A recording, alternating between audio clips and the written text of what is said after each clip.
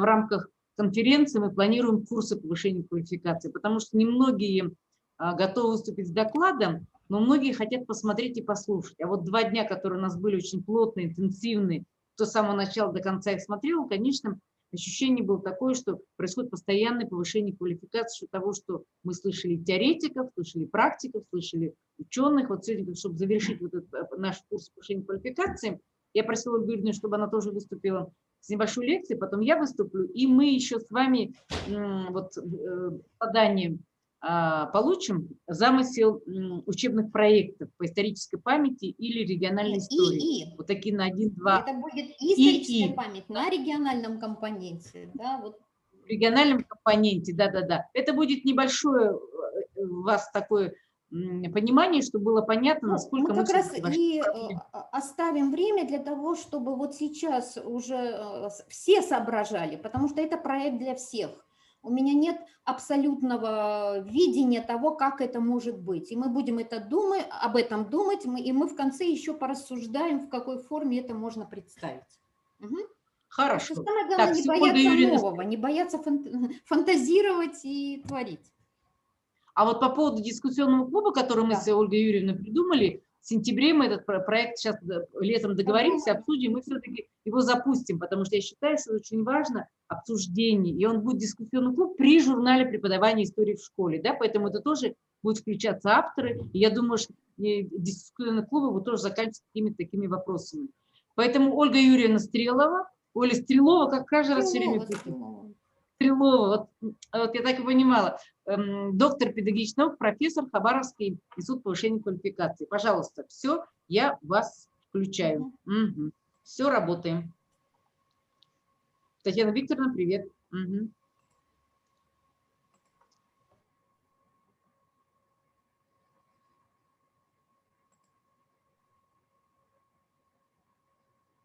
Сейчас я все включу.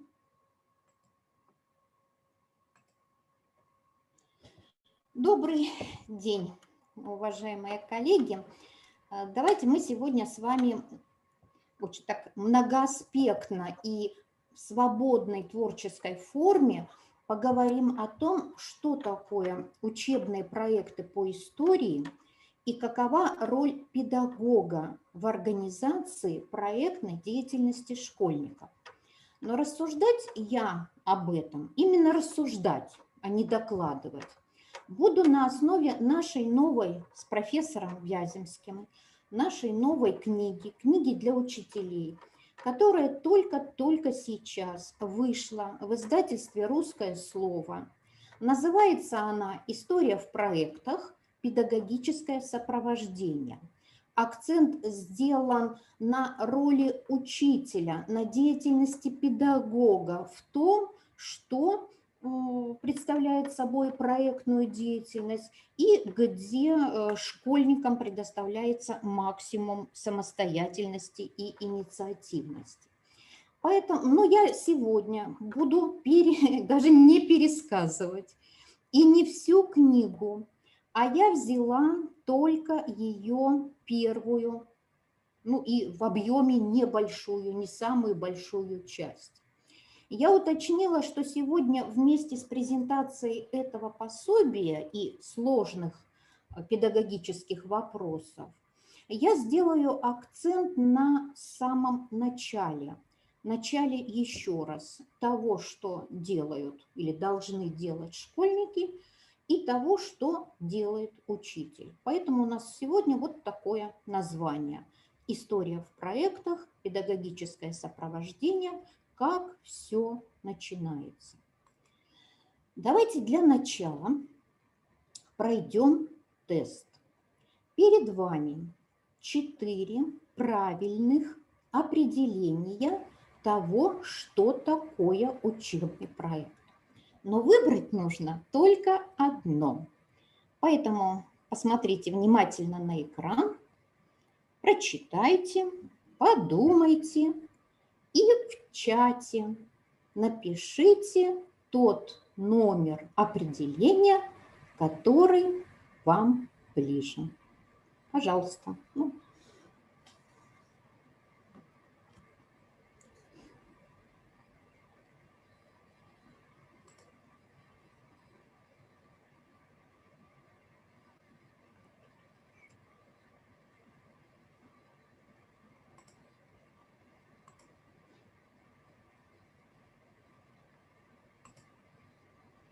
Угу. Первый, второй, первый.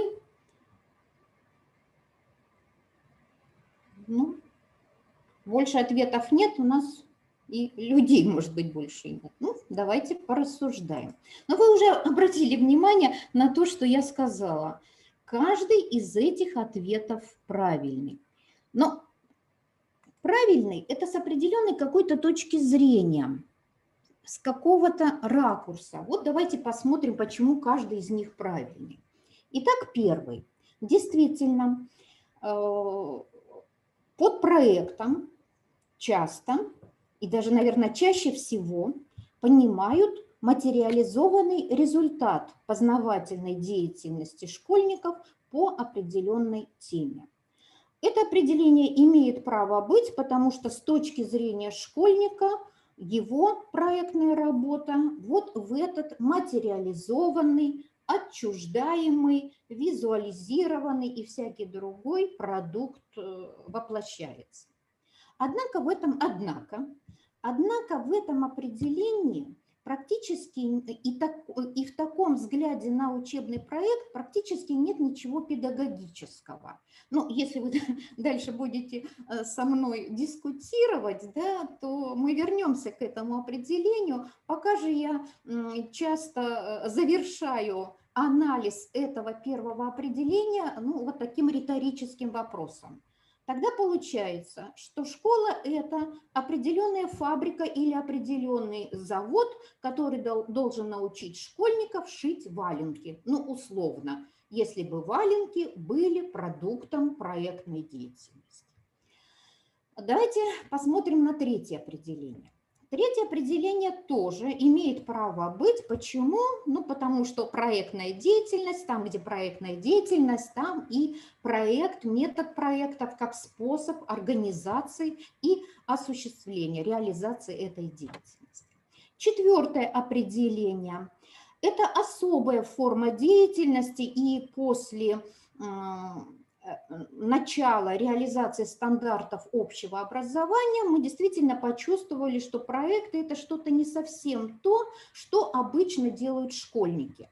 А когда в стандартах старшей школы индивидуальный проект становится одной наряду с ЕГЭ формой аттестации учащихся, то это уже совсем действительно особая форма организации и результата деятельности старшеклассников. Списываю из стандартов под руководством учителя и в соответствии с определенными критериями. Теперь обратимся ко второму определению. Благодарю тех, кто выбрал это определение, кто действительно думает, что учебный проект – это, да, особый вид познавательной деятельности школьников, но его цель этого, да, вида деятельности, в отличие от первого определения, не создание какого-то материализованного внешнего, внеличностного продукта, а развитие собственного индивидуального опыта творческого освоения мира. Ну вот давайте еще раз, а потом можем возвращаться к этому сложнейшему определению. И сложнейшему с точки зрения философии, которая в это определение заложена, и тем более с точки зрения вот таким образом организуемой деятельности, ну а те, кто смотрит всегда далеко вперед, еще и с вопросом, и как же это оценивать? Оценивать что? Вот тот самый, да, индивидуальный опыт творческого освоения мира, который наш школьник, этот опыт, и получил в результате особым способом организованной познавательной деятельности. Поэтому я буду, ну, не знаю, насколько сейчас вы готовы, те, кто выбирал другой вариант, принять к сведению, да, или уже согласиться, что это определение, это второе определение имеет право быть. Может быть, включите микрофон, может быть, мы сейчас здесь о чем-то проговорим, или вернемся к этому вопросу позже. Но я прошу вас, да, обратить внимание, что мы будем работать именно в формате деятельности. Главным, главной целью и главным результатом которой является, еще раз, не валенки, не макеты, какими бы они современными технически не были, а индивидуальный опыт, причем опыт чего? Еще более сложный феномен творческого освоения школьникам окружающего мира. Ну а теперь к чему? Вот именно из этого второго определения, педагогического определения на 100-150% учебного проекта вытекают первые и логические соображения. Обычно их учителя берут на ура. Я заявляю и дальше аргументирую. Настоящие проекты, вот такие, как по пункту 2, требуют много времени и учителя, и ученика. Невозможно готовить такие проекты к каждому уроку и по каждому учебному предмету. Подготовка такого проекта требует и от ученика, и от педагога специальных знаний, специальных профессиональных компетенций. Этот проект не может быть дан ученику как обычное домашнее задание. Урок закончен, запишите домашнее задание, сделайте проект. И, наконец, еще одна серьезная максима. Проект с точки зрения педагога, вот такой настоящий проект с точки зрения педагога, нуждается в особом сопровождении, которое предполагает овладение новыми компетенциями в чем? В сферах целеполагания, смысла творчества, коммуникации, диагностики познавательных возможностей и результатов школьники. И оно, педагогическое сопровождение, также требует особой дидактики и особых новых форматов и новых стратегий, методики обучения конкретному учебному предмету. Я резюмирую все вот это, ну вот такой еще одной максимой.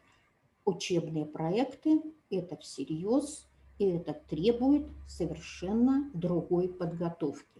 И в этом случае я скептически отношусь к тем, кто говорит: о, да, метод проекта был в 20-е годы и в СССР, и в США. Мы что-то делали уже похожее, только сейчас это называется проекты. Я категорически с этим не согласна. Вот так как я разворачиваю сейчас перед вами педагогические смыслы проектной деятельности и педагогического сопровождения, это абсолютно новые вызовы и нам, как педагогам, и школьникам, как субъектам собственной проектной деятельности. Теперь кратенько о том, что представлено в этой книге и как вот эта сложная методологическая основа, ну, в такой достаточно не толстой книге разворачивается. Во-первых, вот по этой ссылке вы можете просмотреть данную книгу на сайте издательства «Русское слово». Ну, то есть, пролистав странички, вы увидите, по-моему, первый раздел. Книга состоит из 3 разделов. Первый посвящен вот таким общим, основным, что такое максима. Это базовое, вот есть даже выражение базальное определение, которое, или идея, которая лежит в основе того или иного вопроса.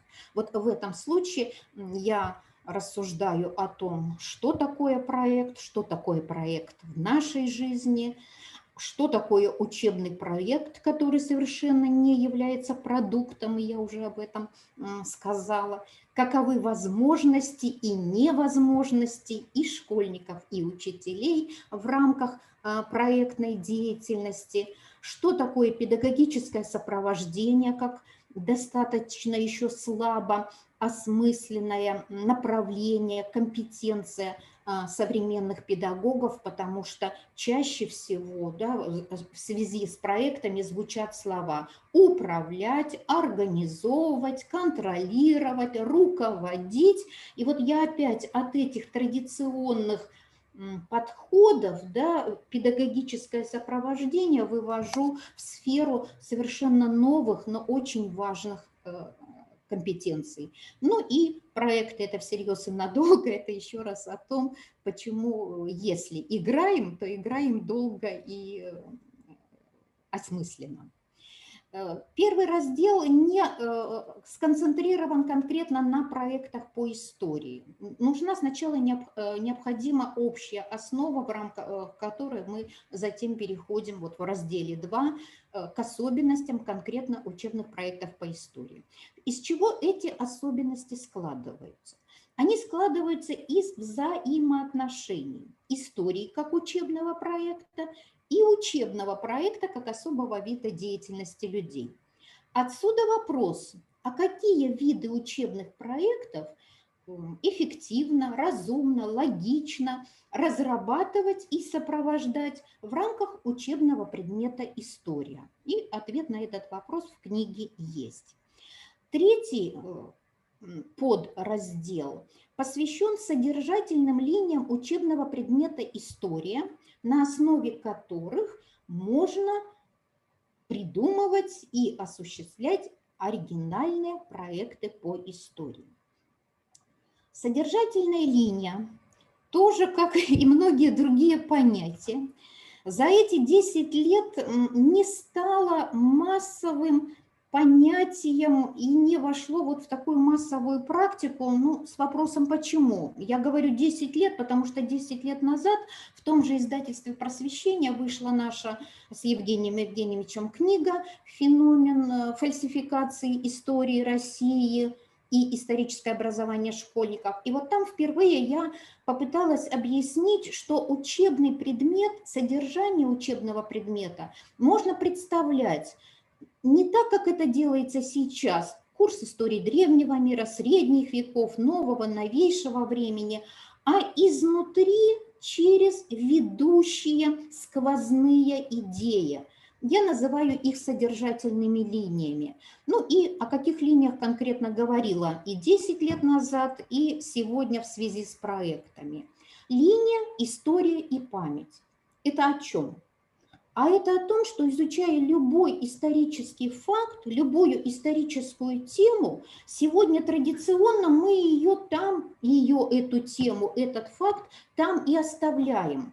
То есть произошла революция, закончилась гражданская война в 22 году, все, она закончилась. Но ведь уже 100 лет с памятью и с образом гражданской войны что только не делали.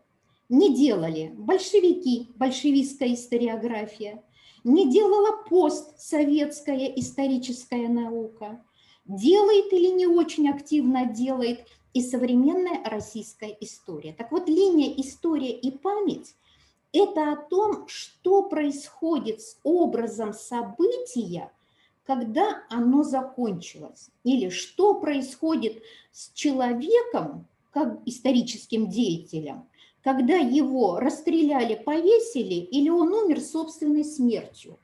Жизнь после смерти Ивана Грозного, да?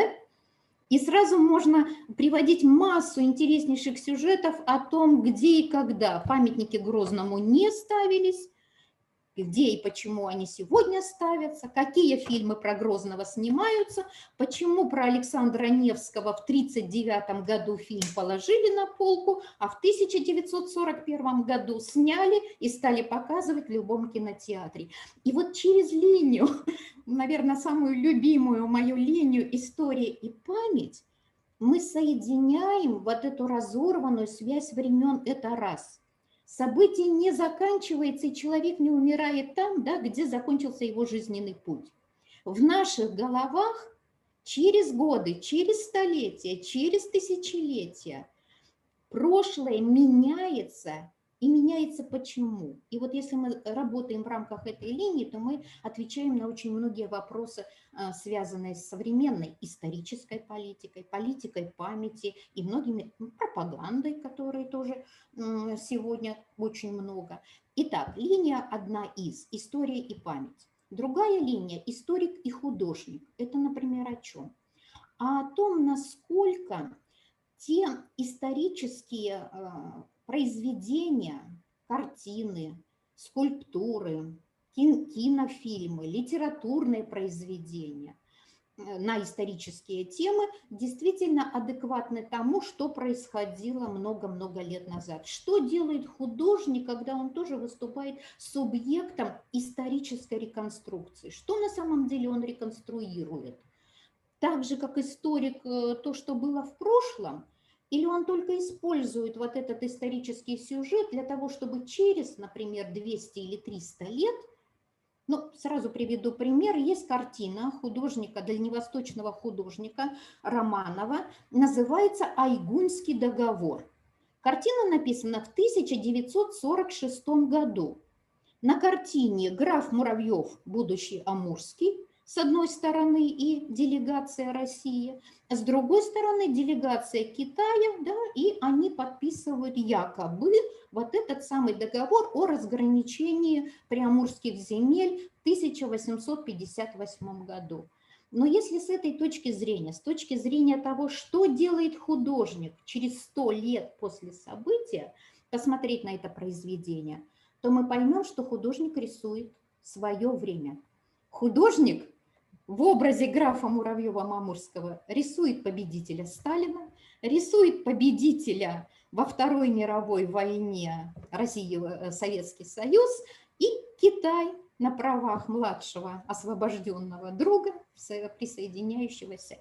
И вот это каждая картина, каждая историческая картина, прочитанная вот в таких линиях, ну, вы понимаете, что это уже и пахнет проектами, да? Что это не в учебнике, что это не в рамках урока, а попробуй, возьми, посмотри, и то же самое с памятниками.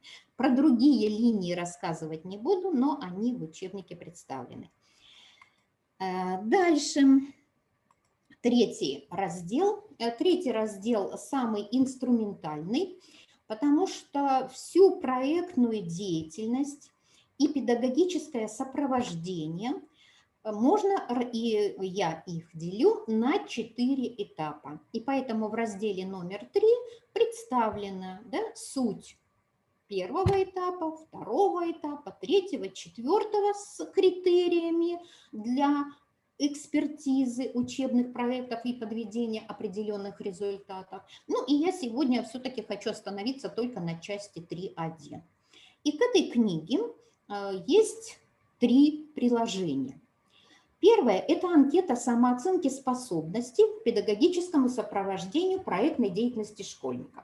Это когда, если вас заинтересует данное издание, вы откроете и проанкетируйте сами себя, насколько уже сейчас вы готовы сопровождать педагогическую проектную деятельность школьников, а не руководить и не контролировать ее. Второе приложение – это тест «Уровень развития критического мышления личности». Вы тоже можете провести его для себя, предложить старшеклассникам, потому что критическое мышление в современном мире важно, в какой бы содержательной линии мы ни работали и вообще не обязательно занимались проектами. Но к проектам критическое мышление имеет прямое отношение. И я привожу полностью учебный проект девятиклассницы, но тогда она была девятиклассницей, Ярославы Гофман. Ее проект называется «Что может рассказать школьное свидетельство о моей прапрабабушке и времени, в котором она жила». Чем этот проект особен?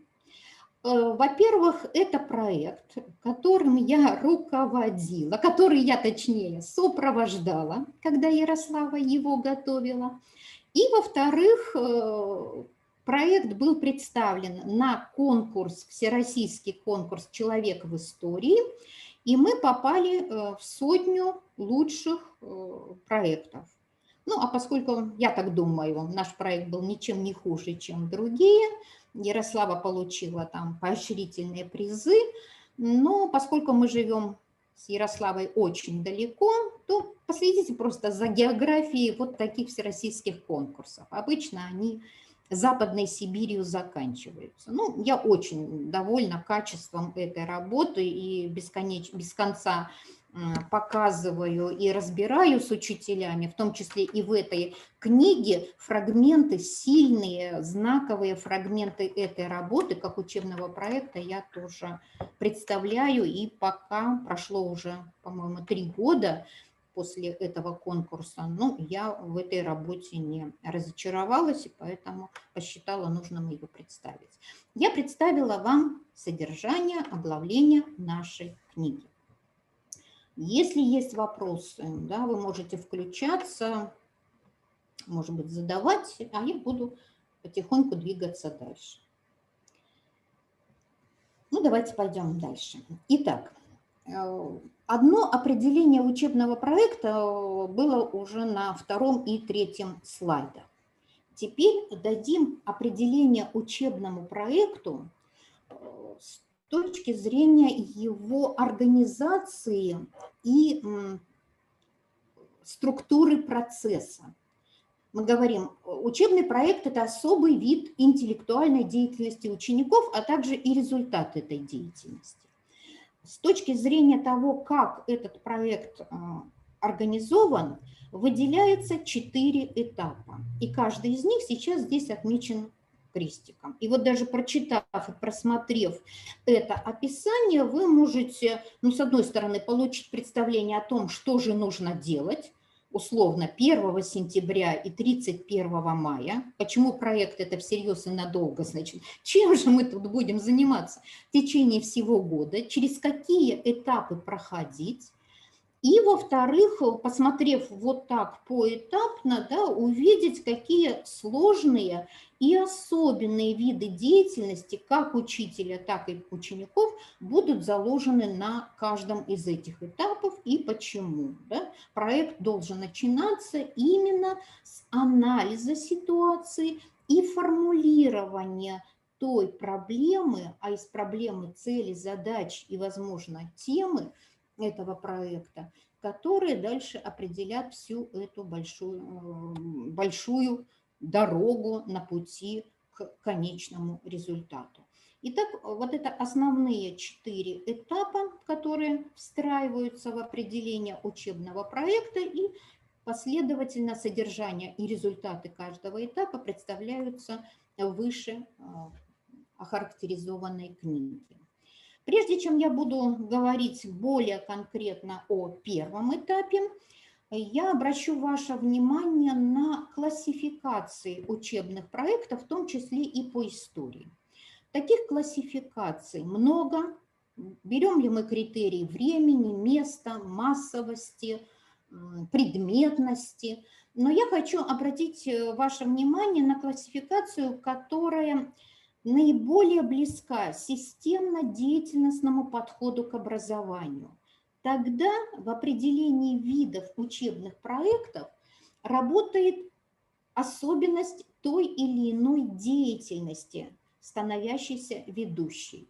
И вот по этим видам деятельности проекты могут быть практикоориентированными. В результате вот такой практикоориентированной деятельности школьники что-то создают, и действительно внешне, подчеркну, внешне, создается какой-то материализованный продукт. Ну, например, школьники красиво систематизируют, сделают подписи, реставрируют и оформят семейный архив из документов, которые в беспорядке до этого хранились дома.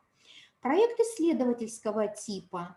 Ну, например, продуктом его, вот материализованным, будет реферат или текст какого-то доклада, статьи, где угодно опубликованной. Но действительно школьники, занимающиеся этой темой, попробуют понять, а кем и откуда могли в гражданской войне, например, и на Дальнем Востоке тоже, появиться не только герои, как мы привыкли к этому, но еще вот авантюристы.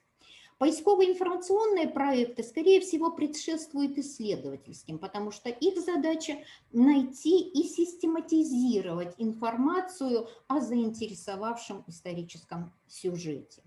Творческие проекты воплощены или направлены на творческую, внешнюю, образную, в том числе и с помощью современных ИКТ технологий, реконструкцию опять-таки, того или иного исторического факта, исторической личности или какой-то картинки из жизни прошлого. Ролевые проекты будут представлены, ну, скорее всего, вот не в чисто театрализованных, а, наверное, здесь ближе слово драматизированных, да, драматических представлениях, где, ну, привела в качестве примера вот такой сюжет. Вы знаете, что скетч – это театральная сценка, где не более 3 героев находятся одновременно на сцене. Ну, не знаю, как у вас, а в Хабаровске на автобусных остановках сегодня есть книжные шкафы, и выставляют там книги, люди подходят и берут, если их что-то заинтересовало. Ну, вот один из вариантов. Представьте, обыграйте и расскажите, а если это проект по истории, то еще и внесите туда определенное историческое содержание. Например, в книжном шкафу оказались самые разные книги, ну, например, о Колчаке, о Буденном, о Ворошиловом, о Деникине и так далее.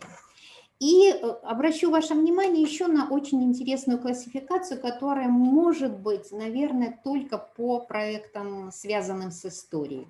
Эти проекты можно разделить на ретроспективные, то есть обращенные назад в прошлое, ну и их научное название альтернативистские. Я не буду сейчас на этом вот специально останавливаться, зная, что не все согласны с тем, что альтернативное направление в истории все-таки существует. И я не случайно назвала альтернативистское направление как направление современной исторической науки. В книге на эту тему с аргументами, со ссылками на тех, кто ею сегодня занимается. Но посмотреть сегодня опять на историческое прошлое с точки зрения могло бы быть не так, как это произошло. Вот тема проекта, где полностью дальше открываются большие перспективы. И также проекты могут быть обращены в будущее. Исторические прогнозы, не предсказания, да, а исторические прогнозы. Вот Юваль Ной Харари с интереснейшей книгой «Краткая история будущего». И Харари пишет: я даю прогнозы. И эти прогнозы строятся на анализе современной ситуации, а не просто так он посмотрел в небо, за горизонт и что-то захотел сказать. Поэтому и такого рода проекты тоже могут быть.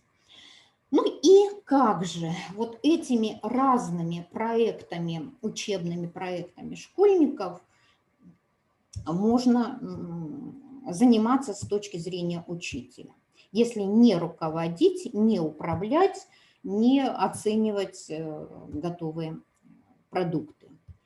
2 определения педагогического сопровождения здесь привела, 2 разных автора, 2 разных источника. Мне кажется, что оба они вот в своем синтезе с 2 сторон раскрывают разные и очень важные аспекты этой деятельности. Итак, эта деятельность направлена, как мы уже говорили, на личностное развитие и самореализацию школьников, развитие самостоятельности и уверенности в тех ситуациях, где приходится выбирать. Или другими словами, педагог – это заинтересованный наблюдатель, консультант, организатор, лично участвующий, поощряющий максимальную самостоятельность школьников в созданной проблемной ситуации. При этом педагог, да, оказывает минимальную поддержку вот так, как мы это умеем. Вот тебе готовый список литературы, вот тебе готовый план, вот тебе еще что-то, что-то. Вот это педагогическое сопровождение не терпит. Ну, в книге более, опять, логично и более обстоятельно эти особенности педагогического сопровождения раскрыты. Что это? Это антикомментарий ко всему, что я только что говорила. Перед вами реальный листок учителя, который в 9 классе должен был сопровождать, в том числе и проект, ну не сопровождать, она и такого слова, она, этот педагог, такого слова не знала. Она знала, что ей дали какое-то количество учеников, Каждый ученик пришел со своей темой, вот вверху фамилия этого мальчика. И в качестве вот такого стартапа учитель раздала каждому вот такой листок, где значится, что ученик должен написать, заполнить титульный лист, сделать оглавление. Содержание работы будет состоять из 2 частей. В первой части вы видите о Великой Отечественной войне кратко. Ну, а если ученик заранее заявлял, что его интересует история семьи в годы Великой Отечественной войны, то вот по указанию учителя это должно быть во 2 пункте. Далее еще несколько, беру в кавычки, ценных указаний, но даже начиная вот с этого внешнего вида. Это мотивация ученика на серьезную, самостоятельную и творческую деятельность. Ну, вопрос, конечно, риторический, но бумага подлинная. Мне действительно прислали показать, как учителя работают сегодня с проектами 9-классников, которые в прошлом году свалились на голову, как всегда, загруженных учителей. Ну, а теперь к началу. Итак, с чего же начинается проект? Напомню, что среди всех определений для нас ведущим будет тот под номером 2, с которого мы начинали. Это вид познавательной деятельности, которая нацелена на формирование индивидуального опыта творческого освоения мира. И я сразу же категорически заявляю, что проект для школьников, значит, давайте по-другому сейчас скажем. Итак, в этом начинающемся процессе есть 2 субъекта. Есть маленький, молодой, это ученик, и есть взрослый, опытный, а может быть только и начинающий в сфере педагогического сопровождения. Так вот, для ученика проект не может, если говорить грамотно и научно, не может начинаться с готовой темы проекта. Если хотите, включайтесь или терпите, накапливайте реплики до конца. Я категорически против списков тем проектов, где бы то ни было, ни в школьных учебниках, ни в методических пособиях для учителей, ни в списках, которые могут висеть на стене в классном кабинете и так далее, и так далее. Тогда давайте, если работать вот в этом направлении, тогда давайте говорить честно, это не темы проектов, это темы логических заданий, таких, которые всегда были и останутся, при том, что появляются новые виды деятельности. Начинается проект в первую очередь с деятельности педагога. Но опять-таки не по составлению готовых списков, не по распределению школьников, а с очень сложного и психологически важного этапа по созданию проблемной ситуации. Вот той проблемной ситуации, в которой сами школьники захотят чем-то заниматься, и этому занятию они сами придумают тему, и они сами разработают путь развития проекта и его оформления в какой-то конечный продукт. Вот для этого у нас будет 4 длинных и относительно самостоятельных этапа. Для того, чтобы мы серьезно обратили внимание вот на эту первую часть деятельности, в первую очередь проблемной ситуации, давайте вспомним педагогическое определение проблемы и покажем, как проблема связана с целью далее проектной деятельности и педагогического сопровождения.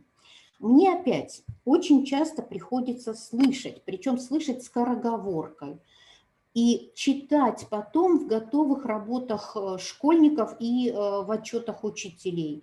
Сформулировали тему, проблему, поставили цели, решили задачи. Дело в том, что из всех вот этих действий, которые нам предстоит вместе с учениками совершить над проектом, самым сложным является именно этап формулирования проблемы. Проблема может быть рождена только как наше и педагогов, и школьников отношение к чему-либо, к чему мы проявим интерес. Перехожу к ссылке на авторитетного философа Мераб Мамардашвили и из его философских рассуждений. Вот послушайте, как звучат они педагогически. Проблема – это нечто, что требует от нас какого-либо усилия понимания. Проблема не может быть в готовом виде написана, потому что это не проблема. Проблема рождается только внутри нас. И она рождается только через усилие понимания. Как? Понимание как умственный акт, как напряжение сил, моральных, умственных, интеллектуальных, требующих от нас какой-то перестройки, какой-то переориентации, какого-то перекодирования того, к чему мы раньше относились привычно и вот только сейчас взглянули с необычной точки зрения. В этом смысле все, к чему мы отнесемся, и ради чего, ради понимания чего мы должны будем с собой что-то сделать, и будет считаться современным. Или по Мамардашвили синоним проблемным.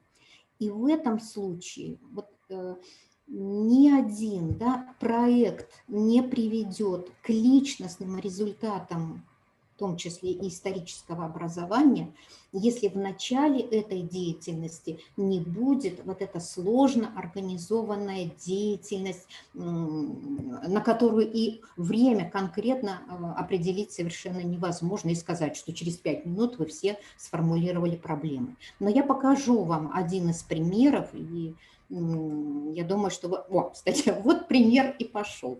Давайте через пример. Через пример кого?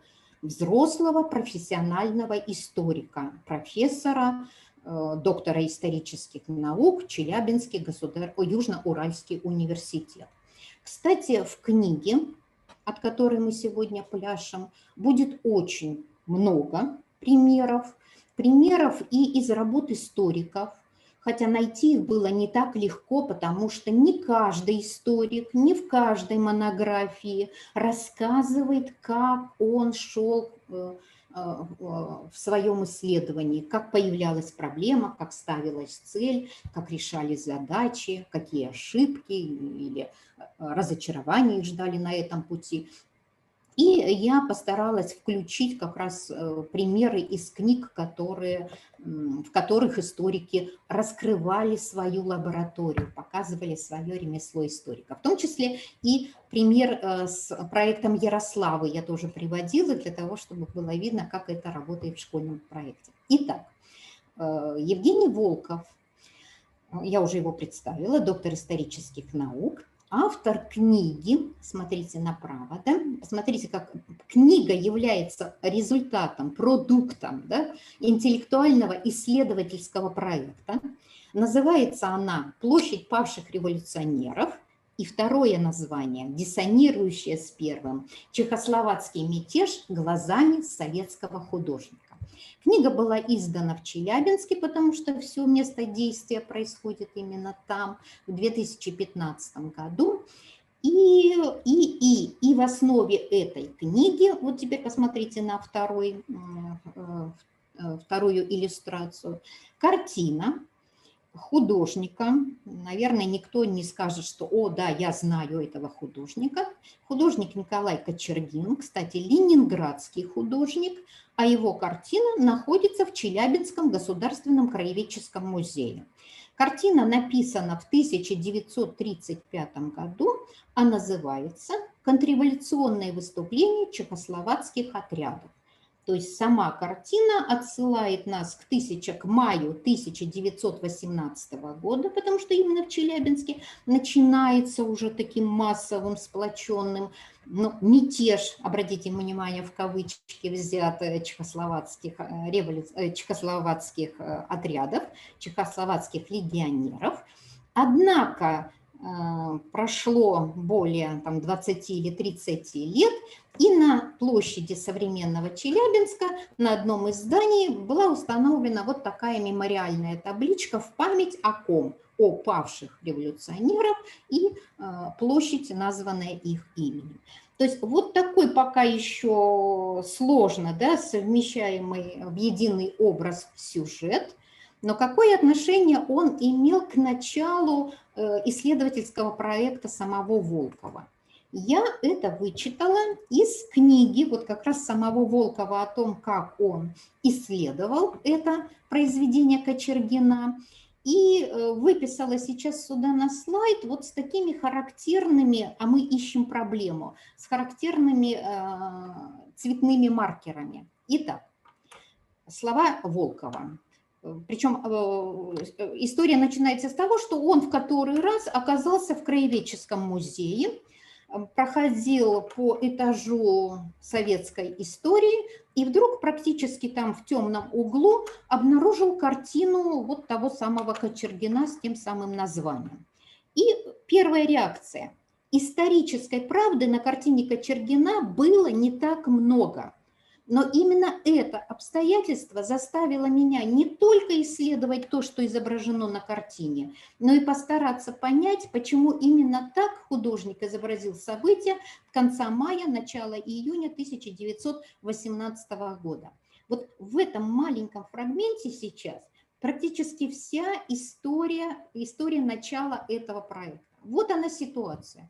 Художник в музее, художник обращает внимание на необычную картину. Необычна эта картина для Волкова тем, что исторически она недостоверна, но изнутри картина, сюжет картины заставляет его исследовать, да, стать исследователем и не только восстановить, может быть, историю этого художника и его творчества, но и понять, почему художник именно так изобразил события, а как именно так, а не так, как они происходили на самом деле. Вот в этом коротком предложении практически весь тот стресс, да, который и становится усилием понимания, и который не просто, ну, что-то такое и пошел, заставляет начать проводить какие-то исследования. Здесь я разными цветами выделила ориентацию на разные предметные результаты. Вот смотрите, исторической правды не так много. Это значит, что как источник информации, предметный результат, данная картина не имеет отношения к сегодняшнему канону, историко-культурному стандарту. Но картина привлекает к себе внимание другим, а именно, да, посылом как определенной исследовательской деятельности. А это метапредметные результаты, это универсальные учебные действия, в том числе по разряду исследований. И постараться понять, а это уже задача самому себе, понимает каждый сам. Причем не сразу, да, а через определенную логику. Поэтому и здесь изначально проблемная ситуация ведет, да, мотивирует нас и на какой-то процесс, мыслительный, интеллектуальный процесс, и на какие-то внутренние ответы, на какие-то внутренние личностные запросы того, кто в эту ситуацию попадает. Ну, а далее, когда цель уже сформулирована, вот она практически уже и в этом отрывке тоже читается, легко загнуть пальцы, ну, условно, легко загнуть пальцы и поставить задачи. Что же для этого нужно сделать? Реконструировать исторический контекст, изучить биографию художника. Третье, выяснить, в силу каких обстоятельств Кочергин в 1935 году занялся этой темой и так далее и тому подобное.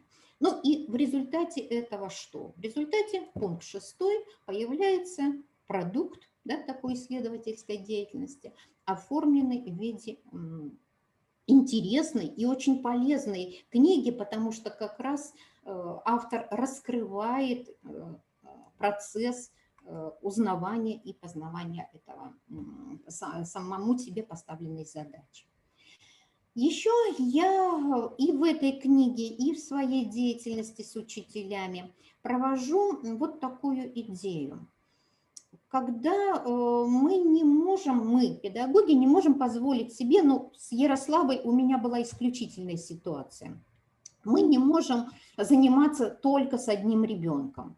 Наверняка будет определенная группа школьников, и можно в самом начале подумать так, чтобы одна и та же ситуация, одна и та же проблемная ситуация привела к формулированию каждым из учеников своего особого проекта. И вот тогда группа учащихся объединяется не только потому, что у них один учитель, наставник, тьютор или сопровождающий. Им еще и между собой, им, школьникам, будет интересно заниматься, потому что они будут в одной хронологически, культурологически, географически и по всякому другому общей ситуации. И вот это взаимодействие будет не только по вертикали с учителем, но оно будет и по горизонтали между, и в течение этого года можно будет провести самые разные и интересные коллаборационистские, да, формы работы над проектами, где у каждого проекта индивидуальный, но вместе с тем есть какие-то вещи, которые можно и полезно делать совместно. Я приведу вам пример, как из одного вот этого общего поля, да, каждый может найти свою собственную тропу. Но поле, еще раз повторю, поле будет общим. Вот перед вами сейчас несколько страниц нашего нового регионального учебника «История Дальнего Востока России в древности и Средневековье». Я и моя коллега написали его для учащихся 5-6 классов. Издано это учебное пособие тоже в издательстве «Русское слово». Учебник необычный, я про него уже тоже много говорила и писала. И вот так, как вы сейчас видите на страничках, выглядят его большие листы-развороты. Мы специально сделали несколько рубрик, и одна из них «Учимся делать проекты». Ну вот, например, тема «Остров сокровищ Большой Уссурийский». А дальше вот все, что представлено здесь на 4 страницах, можно охарактеризовать как наброски. Вот Большой Уссурийский остров, карта, сегодня разделенный на 2 государства, государственной границы, которой как раз по Айгунскому договору не было. Да? И Большой Уссурийский остров с 1858 года находился на территории России. Вот, например, сегодня этот остров демонстрирует 2 мира, 2 детства, условно говоря, благоустроенный китайский и запущенный, так и все еще стартующий куда-то, половинка, принадлежащая России. Вот артефакты, которые в 1913 году были найдены во время экстремальных археологических раскопок, проводил их Владимир Клавдевич Арсеньев. Почему экстремальных? А потому что строили мост через Амур, железнодорожный мост через Амур, и очень короткое время отвели археологам для того, чтобы они там чего-то поискали, и потом стройка все засыпет, она так на самом деле и произошло, и погребла под собой не найденное, не раскопанное. Вот еще один, например, сюжет, да, здесь скрытый под видом ключевого вопроса. На самом деле в Хабаровском крае свыше 800 памятников археологии, но только один из них, да, получил название «Остров сокровищ». И вот любой артефакт, любой сюжет, любая информация, любая единица информации, которые здесь представлены, может, да, дать толчок, так же, как и историку Волкову, заставить остановиться и захотеть что-то понять. Вот я имею в виду вот эту общую, такого рода общую ситуацию, когда из нее 5 человек из одной ситуации увидят что-то разное. Мы, кстати, пробовали сделать это с нашими педагогами, которые в рамках тематических курсов тоже свой зачет, творческий зачет, готовили вот в таком виде. Они выбирали, группа педагогов выбирала какую-то тему из регионального учебного пособия, а далее на основе одного и того же текста должна была представить. Ну, вы видите здесь 4 разных проекта, которые дальше охарактеризованы уже по горизонтали. То есть это возможно, и это очень интересно. И когда мы подводили итоги, то действительно начинались начиналась рефлексия учителей со слов. Оказывается, действительно можно посмотреть на один и тот же сюжет, на один и тот же текст, на одну и ту же страницу в учебнике, но увидеть совершенно... Вот когда мы говорим индивидуальная образовательная траектория, где она, каким образом, а вот таким образом, не через готовые темы и готовые формулировки. Практически здесь, сейчас навигатор по первому этапу учебного проекта и его педагогического сопровождения. Итак, повторяю, этот этап начинается с проблемной ситуации, которую большая У может предложить, создать и предложить учащимся учитель, а может быть и сами ученики придут с чем-то наболевшим, с чем-то, что их волнует, и тогда проблемная ситуация самих учеников, как неснятый вопрос, на который они не знают, как ответить, но он им почему-то интересен, может перейти, да, переформулироваться в учебную проблему. Теперь уже главным действующим лицом является ученик, учитель направляет, координирует эту деятельность. Затем на основе учебной проблемы формулируется цель учебного проекта, где опять главную роль играет ученик. Не каждый учебный проект требует гипотезы, но если проект исторический, тем более проект вот не будет этой гипотезой задавать одно изначальное какое-то направление, то да, будем гипотезу формулировать. Очень часто гипотеза в исторических исследованиях задает уже заранее определенный результат. Но в любом случае от цели будет сформулирован комплекс задач, которые будут постепенно решаться и создавать условия для продвижения дальше. И тема, причем тема как? Оригинальная, необычная, яркая, острая, задиристая, интригующая, она может появиться как на первом этапе, так может быть и совсем-совсем в конце. Вот, например, название нашей книги «История в проектах» – это тоже уже результат и продукт того этапа, когда рукопись была отправлена в издательство, когда редактор посмотрел наше первое название и сказал: нет, так не пойдет. Вот искали, думали, уточняли, и оно тоже ничего страшного. С точки зрения администрирования у нас составляются все списки в самом начале. Вот прямо сегодня, 1 сентября, как ваша тема. Но, может быть, пока это будет временная формулировка темы, не надо с этим спешить, так же, как и с именем собственного ребенка. Не в первый день после зачатия, да, надо сразу сказать, как этого ребенка будут звать. Я об этом, потому что тема, ну, она как бы вот, она очень органично должна быть тому внутреннему состоянию эмоциональному, интеллектуальному, которое переживают школьники и на первом этапе, и на последующих этапах. Теперь я хочу остановиться и на тех результатах, которые характерны именно для первого этапа проектной деятельности и ее педагогического сопровождения. Что часто приходится даже не слышать, а видеть на лицах учителей, когда вот в течение всего рабочего дня мы говорим вот про этот первый этап, про его составляющие, про примеры и так далее. Как это долго, как это трудно, как это и противно, как, например, в фильме «Заплати другому». Но ведь это очень и очень важно. И я здесь... Важно что? Важно, чтобы проблема будущего проекта родилась за счет личностного, да, над ней усилия понимания, а может быть даже и актуализации сначала, почему это так. И эти результаты также первого этапа представлены, причем оригинально я это делала в книге и делаю это сейчас на экране. Действительно, исходя из содержания этого этапа на уровне предметном.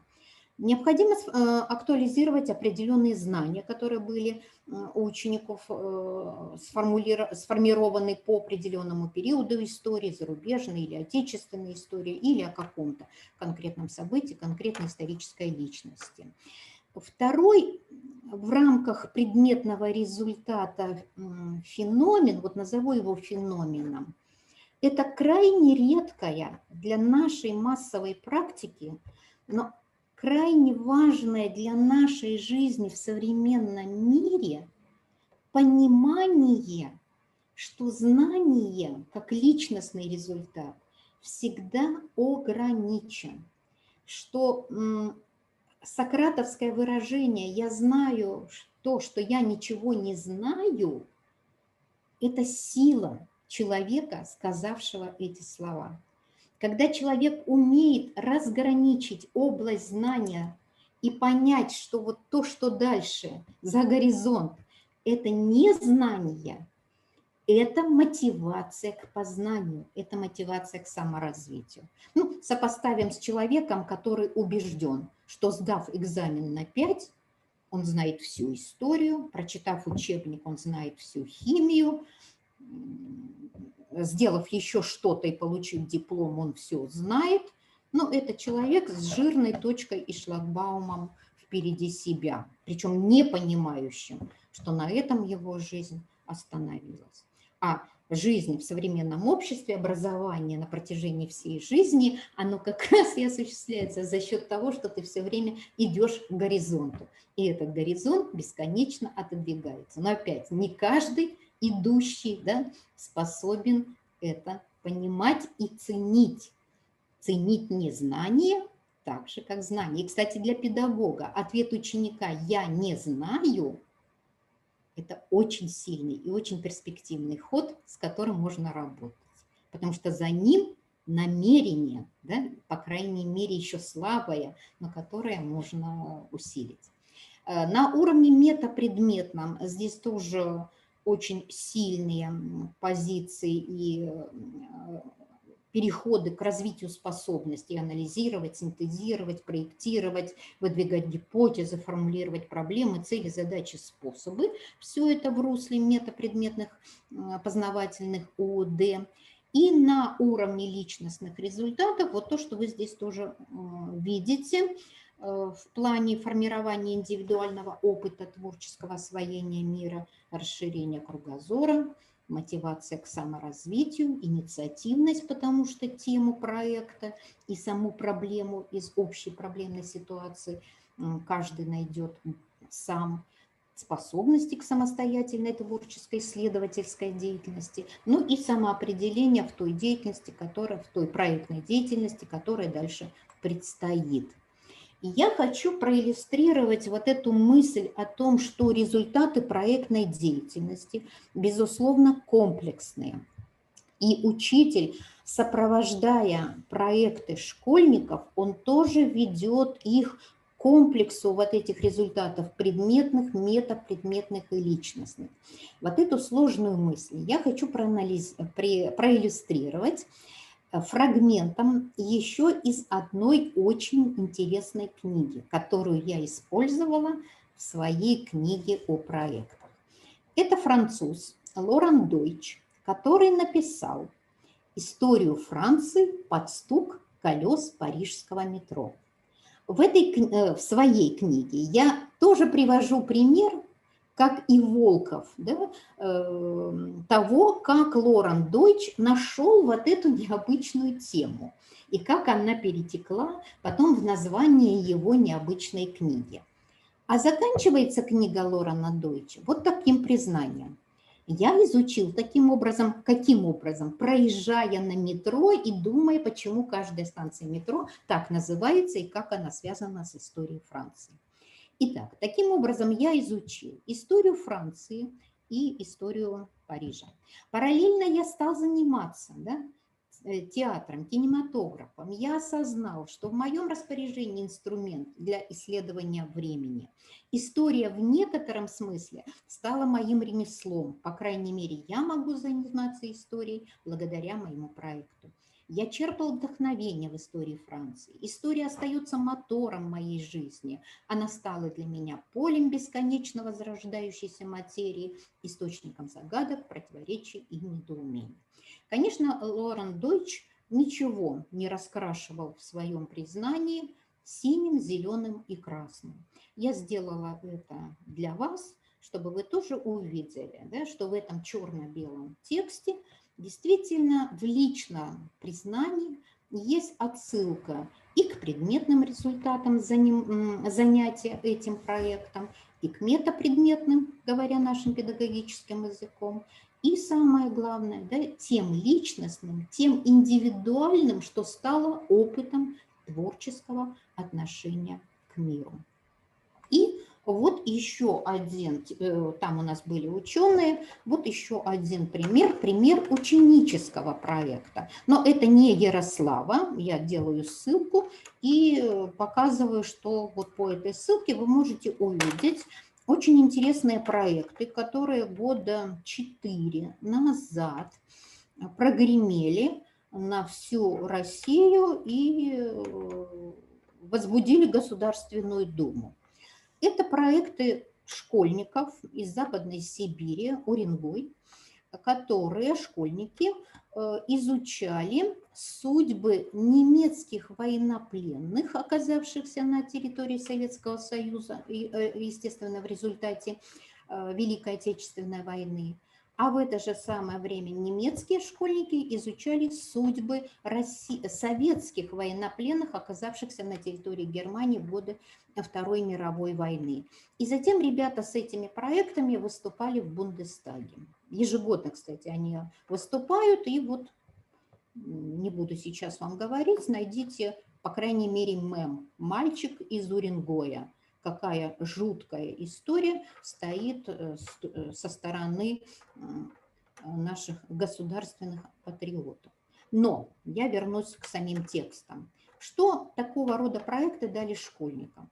Мы хотели с помощью этого проекта позаботиться о том, чтобы память об этих людях оставалась живой. Мы хотели рассказать истории их жизни, чтобы задумывались о людях, умерших на нашей земле, что примирение невозможно без памяти. Благодаря этому проекту я смогла детально изучить биографию многих немецких солдат синим цветом, узнать об их истории и глубоко погрузиться, пошли личностные результаты. В то сложное время, я думаю, 100% личностный результат. Мы должны помнить о той страшной войне, чтобы не допустить новой. Практически то, что я хотела и могла, может быть, сегодня в первый раз представить, теперь уже через только что вышедшую в издательстве книгу «История в проектах». И в свою очередь эта книга тоже стала, наверное, уже не менее чем 5-летним опытом, результатом разработки и апробации опыта ученических проектов, подготовки ученических проектов, а еще больше подготовки самих педагогов к сопровождению проектов школьников по истории. Теперь я была бы очень рада услышать ваше мнение, ваши вопросы. И у нас еще время для того, чтобы мы обсудили модель вашего творческого зачета по результатам этих курсов, где у нас сойдутся, сейчас сразу не скажу, но перечисляю слова: проект, историческая память, региональный компонент. Проект по истории, историческая память, региональный компонент. Ну, вот так. Я могу переключать, да, слайды, если они вам будут нужны для вопроса. Пожалуйста, готова с вами поработать. Теперь уже контактно. А то я пока говорила.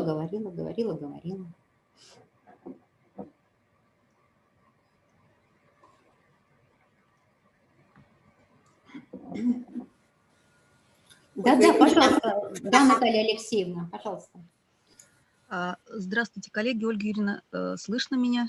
Слышно, да. Замечательно, Ольга Юрьевна, огромное спасибо. всегда с большим интересом при возможности, представляющейся обычно на конференциях, слушаю ваши сообщения, доклады. И я, признаюсь, из тех, кто выбрал первый вариант, когда вы давали вот этот вот такой вот своеобразный тест, да, задавали проблемную ситуацию. Я как раз выбрала первый вариант именно потому, что для меня во всех вариантах, которые были представлены, не было исчерпывающего видения того, что я понимаю как проект и вот как я вижу эту ситуацию. И я подняла сразу руку для того, чтобы подчеркнуть свою позицию, а после того, как вы уже в дальнейшем Не заметила. Простите, стали не рассказывать, заметила. не, это к лучшему. Я как раз хочу сказать, что это к лучшему. Вот все дальнейшее повествование как раз разрешило все мои сомнения, и на самом деле я полностью поддерживаю все то, что было представлено, прям вот по полочкам все разложено. Мне кажется, для учителя замечательный инструментарий. Единственная проблема объективная, где взять время на сопровождение. И вот мы на самом деле тоже серьезно об этом думаем. И, конечно, вот эти дистанционные возможности, которые сейчас представляются, они дают определенные такие преференции в силу того, что можно действительно часть вот этой вот сопроводительной работы перенести на ту платформу, которая поддерживает учебное заведение. Возможно, это будет вот Сфера нынешний, но сейчас пока Teams, Zoom. Поэтому, еще раз повторяю, моя реплика скорее благодарность. Во-первых, очень интересный пример. Я всегда с огромным интересом наблюдаю за тем, как вы трепетно относитесь вот к региональной истории, и считаю, что это совершенно потрясающий клондайк для наших школьников. И, в общем-то, спасибо, хотела сказать, за то, что представили за работу. И если есть возможность, с презентации по ссылочке пройти не получается, и если можно, если вы позволите, да, вот этот вот ознакомительный вариант, если можно, вот, чтобы с ним познакомиться, может Да, быть, я перешлю Марина Марине Геннадьевна, да. Геннадьевне. Да. Угу. Спасибо большое, Ольга Юрьевна. Спасибо. Да, да, пожалуйста. Ольга Юрьевна, Да. еще раз добрый день, спасибо вам. Ну вот я слушаю и думаю слова ваши, да, в уши руководителей. Да, согласна, да? Я все понимаю, согласна с вами, да. Я выбрала второй вариант, хотя на самом деле вот первый вариант, непонятно, почему он выбран многими коллегами, потому что вот в тех условиях, в которых сегодня школьник выполняет проекты, да, интересуют прежде всего представление вот этого продукта. А каким образом этот продукт будет получен, и это, зачем в принципе, он да, не столь важно. Сегодня, когда вот проектная деятельность стала на самом деле не творческой деятельностью, а обязательной деятельностью, когда превратилась, да, вот ее сделали такой, да. Когда школьник способен... Портили, как все портит. Да, не способен. Вот отсюда все возникающие вот эти формальности. И, конечно, вот это сопровождение, когда у учителя оказывается большая группа, даже там не 7, не 8, а 10-15 человек, оно в действительности очень и очень сложное. Вот, к сожалению, то, о чем мы, в принципе, говорили на наших курсах, да, вот это вот несовпадение целей наших верха и низа сверху спустили, а учителя вот каким-то образом должны все это реализовать. Конечно, вот в историческом проектировании, наверное, более всего важна вот эта творческая составляющая. Кстати, когда только начиналась проектная деятельность, вот у нас, ну, она вообще, эта конференция же, проект такой масштабный, шаг в будущее. И на региональном уровне у нас проводились конференции, и один из сопроводительных документов, которые должны были мы представлять, план работы. Вот этот план должен был как раз раскрыть путь школьника к тому результату, к тому продукту, к которому он пришел, с чем он представляется на конференции. То есть понимание, что я собирался сделать, как я это делал и что я в результате получил.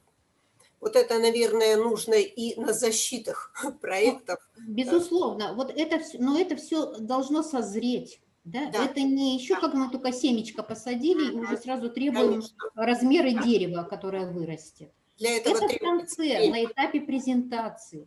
А сейчас нам нужно просто выносить, да, вот этот замысел самого ученика.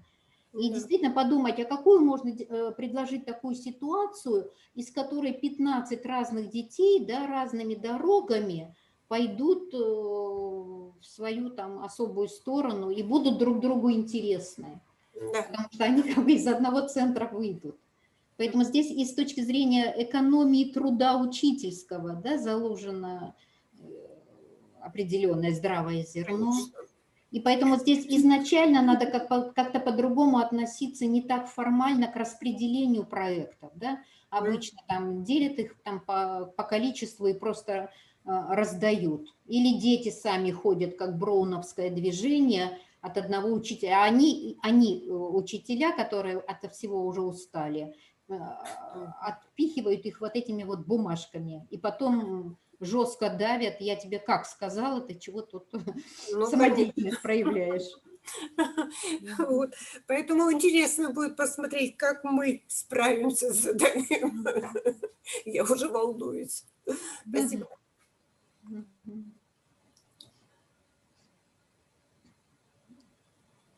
Марина Геннадьевна, может быть, мы еще раз тогда вот уточним. А можно мне еще вопрос? Да, Я еще вопрос задам. Да.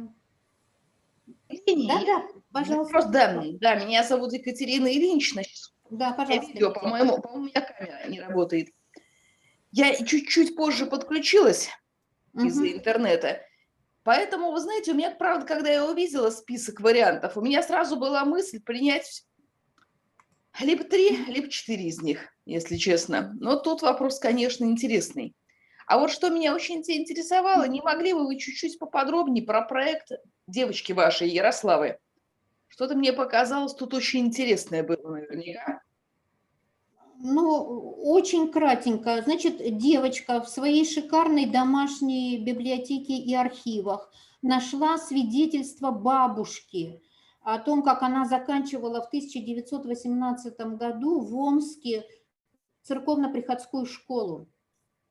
И это свидетельство мы с Ярослава при моем участии, да, анализировала во всех его вправо-влево, начиная с того, кто, когда, кому, за что, какие учебные дисциплины, кончая, вот даже не кончая, а начиная с того, что была за семья, какие остались фотографии, как по фотографиям можно, что знают родственники, которые живут в Омске, что они об этом, делаются запросы, и в этой книге есть в качестве документов переписка с архивом Омска, с музеем Омска, еще с какими-то вещами. Почему вот этот проект и важен с коммуникативной точки зрения тоже? Ребенок в 9 классе учился переписываться и делать запросы. Мне нужно это, хочу узнать это, туда и так далее.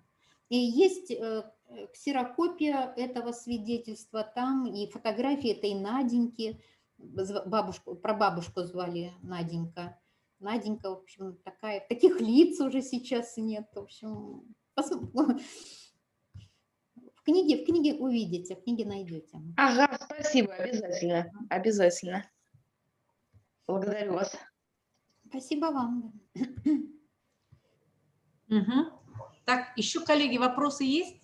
Ольга Юрьевна, верните мне обратно права организатора. Я вам тут дала права организатора. А мне остановить демонстрацию, да? Не-не-не, на права организатора. Нажмите вот, а где они? На мое окошко нажмите, там 3 точки есть синенькие, и левой мышкой там выскочит «Сделать организатором». Так, сейчас, секунду. Началось самое сложное. Я должна открыть участники? Не-не-не, вы на мое окошко нажимаете, и там есть 3 точки. Я вот сейчас не вижу ваши 3 точки. Вот у меня просто написано дополнительно. Это не оно? 3 точки, Я их не вижу. да, и потом говорите там.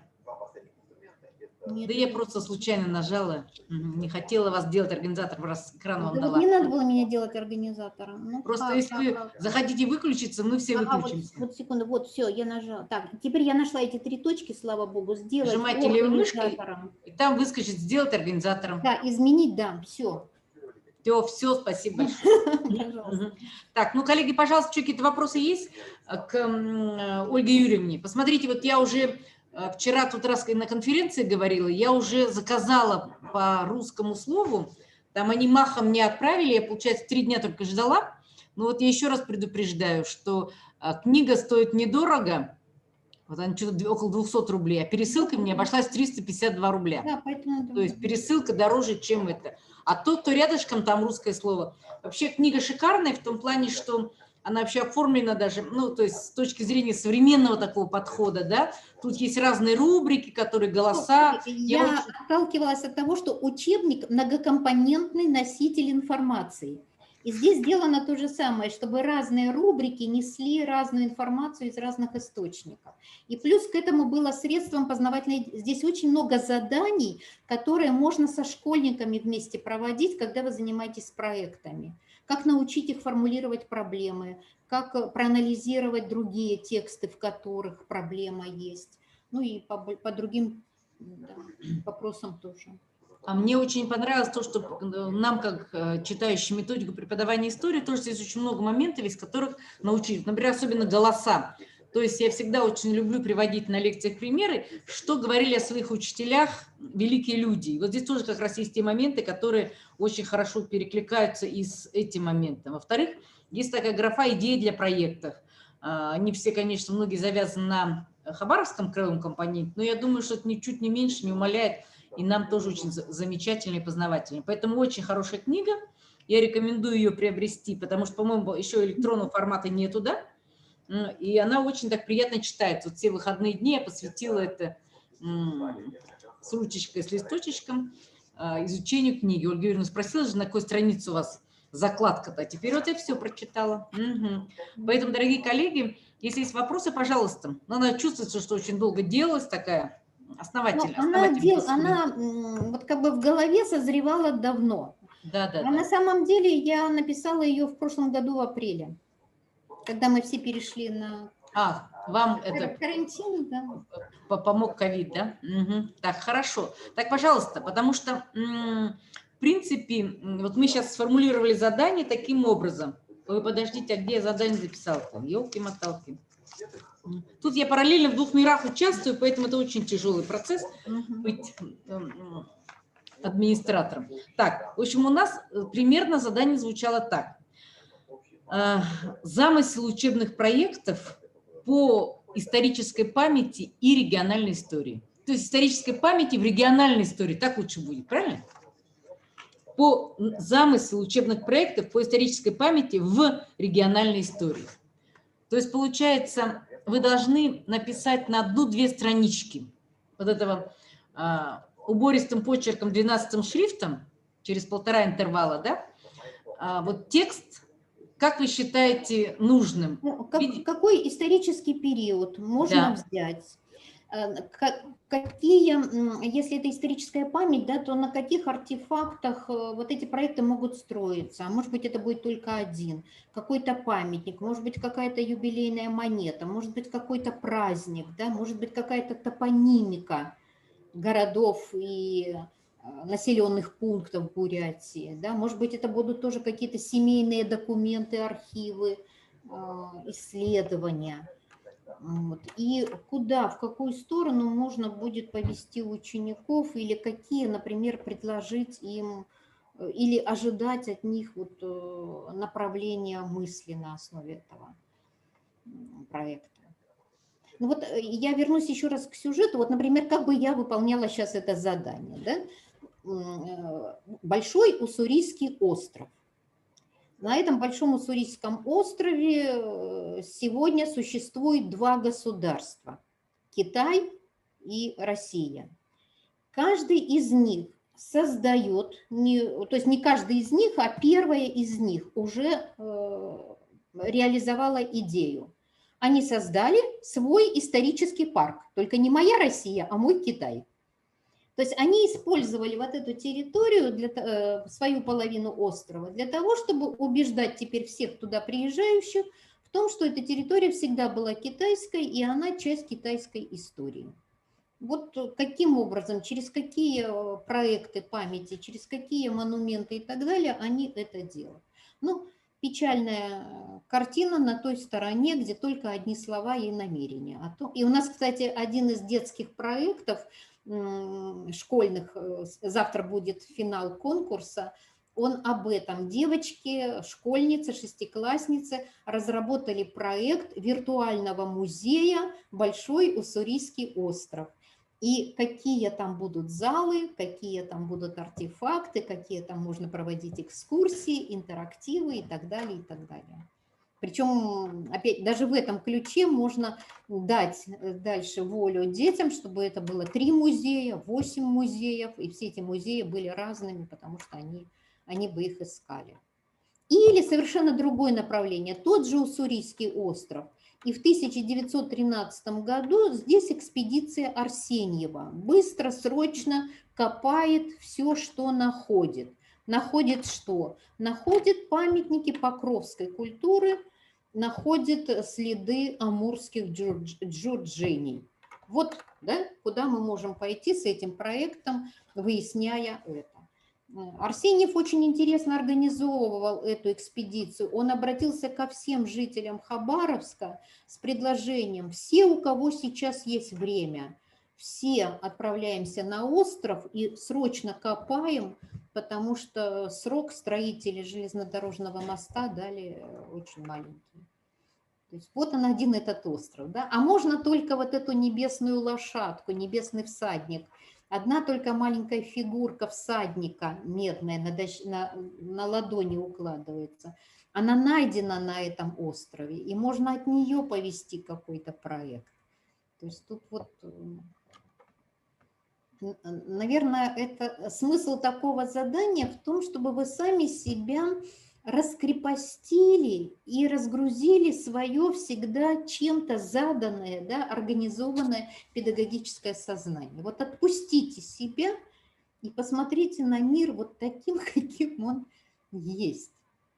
Я в качестве одного из примеров на курсах предлагала сюжет «Арктическая элегия», где музыкант, пианист играет на рояле, а рояль плывет на льдине, а льдина плывет по тающим водам Арктики. И вот кто что видит, кто что опять... Но это уже больше экологические проекты, физические проекты, эстетические проекты. Но это вот о том. Вместо одного конкретного четкого, вот просто такая пока ситуация, в которой вы видите выходы. Вы, кстати, можете это сделать не только словами, потому что пояснения какие-то появятся, но и в виде кластера. Вот у вас это общая проблема, например, напишем рояль в Арктике, рояль на льдине, да? А от него самые разные выходы в какие темы, да? Какими они могут быть темы и виды проектов.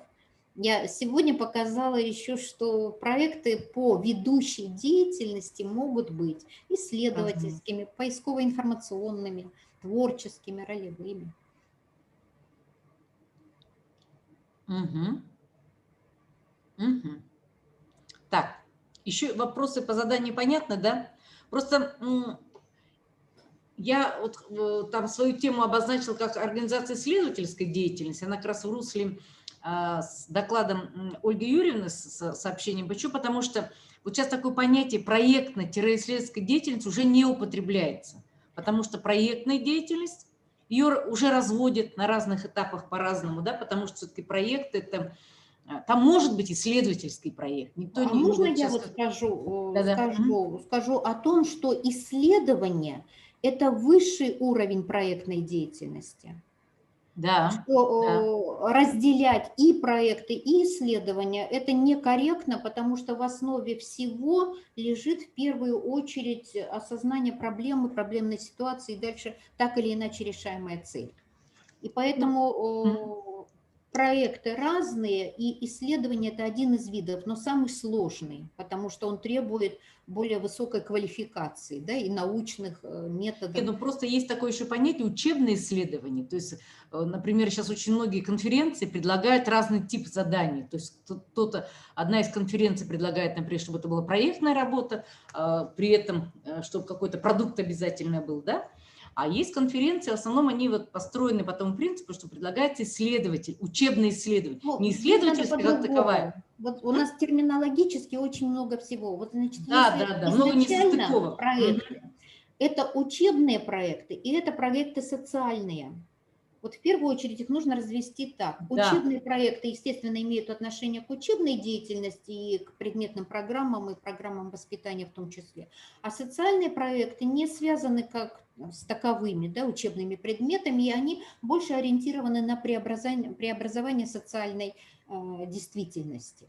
А уже внутри, почему я и говорю только об учебных проектах, еще и понимаю, что это выполняют школьники, а не родители школьников и не помощники. Наталья Дальше внутри уже проектов вот пошли, в том числе и вершина, исследовательские проекты. А почему все-таки на продукты чаще всего выворачивают, и в том числе на конференциях? Потому что вот это личностное, ради чего проект реализуется, его же в публичном пространстве вот так не предъявишь. Да? Вот я принесла свой макет, свою модель, 3D-ролик какой-то, все посмотрели, вот мой продукт. А все, что с ним связано внутри меня, но это если меня кто-то об этом спросит. Уже вот на таком мероприятии. А над чем вы хотите работать дальше? А почему вы взялись за эту тему? Вот такого рода вопросы, они возвращают к изначальному, личностному. Но это далеко не каждый способен именно с этой точки зрения на проекты посмотреть. То есть важен все равно не продукт. Он будет корявый, там, кривой, косой, но сам ребенок пришел и выстрадал, да? Вот же что самое главное. Ну вот самое-то главное, самое-то печальное, что не все эксперты это учитывают, и поэтому оценивание имеет такой критериальный уровень, да. Наталья Алексеевна руку подняла, пожалуйста. Да, пожалуйста. Я хотела уточнить по поводу исследовательского проекта и по поводу квазипроектной исследовательской деятельности, которая очень часто происходит подмена, на мой взгляд, когда дети занимаются исследованием, учитель инициирует это, и, по сути, они проходят такой вот путь репродуктивный, да, при этом они занимаются исследованием, они читают литературу, но эта проблема уже исследована, она уже решена, они приходят к тому выводу, который уже был получен. Вот как вы относитесь вот к этой подмене и насколько важна роль учителя в том, чтобы все-таки это был действительно реальный, новый и, скажем, такой творческий продукт, вот то, о чем вы говорили? Ага, я сразу скажу главное, а потом опять к нему вернусь. Ведь самое главное, что это новый продукт для ученика. У нас еще в 70-е годы в связи с проблемным обучением было такое уточнение. Есть проблемы, которые в науке уже решены, но для ученика, да, это непонятное, это не разрешенное, это не разгаданное. И мы тогда действительно можем использовать вот это квази-проблема. Она якобы еще проблема для ученика, который только осваивает. И, конечно, пускай он читает, во-первых, не исключительно ту монографию, в которой автор уже закрыл все вопросы и поставил жирную точку.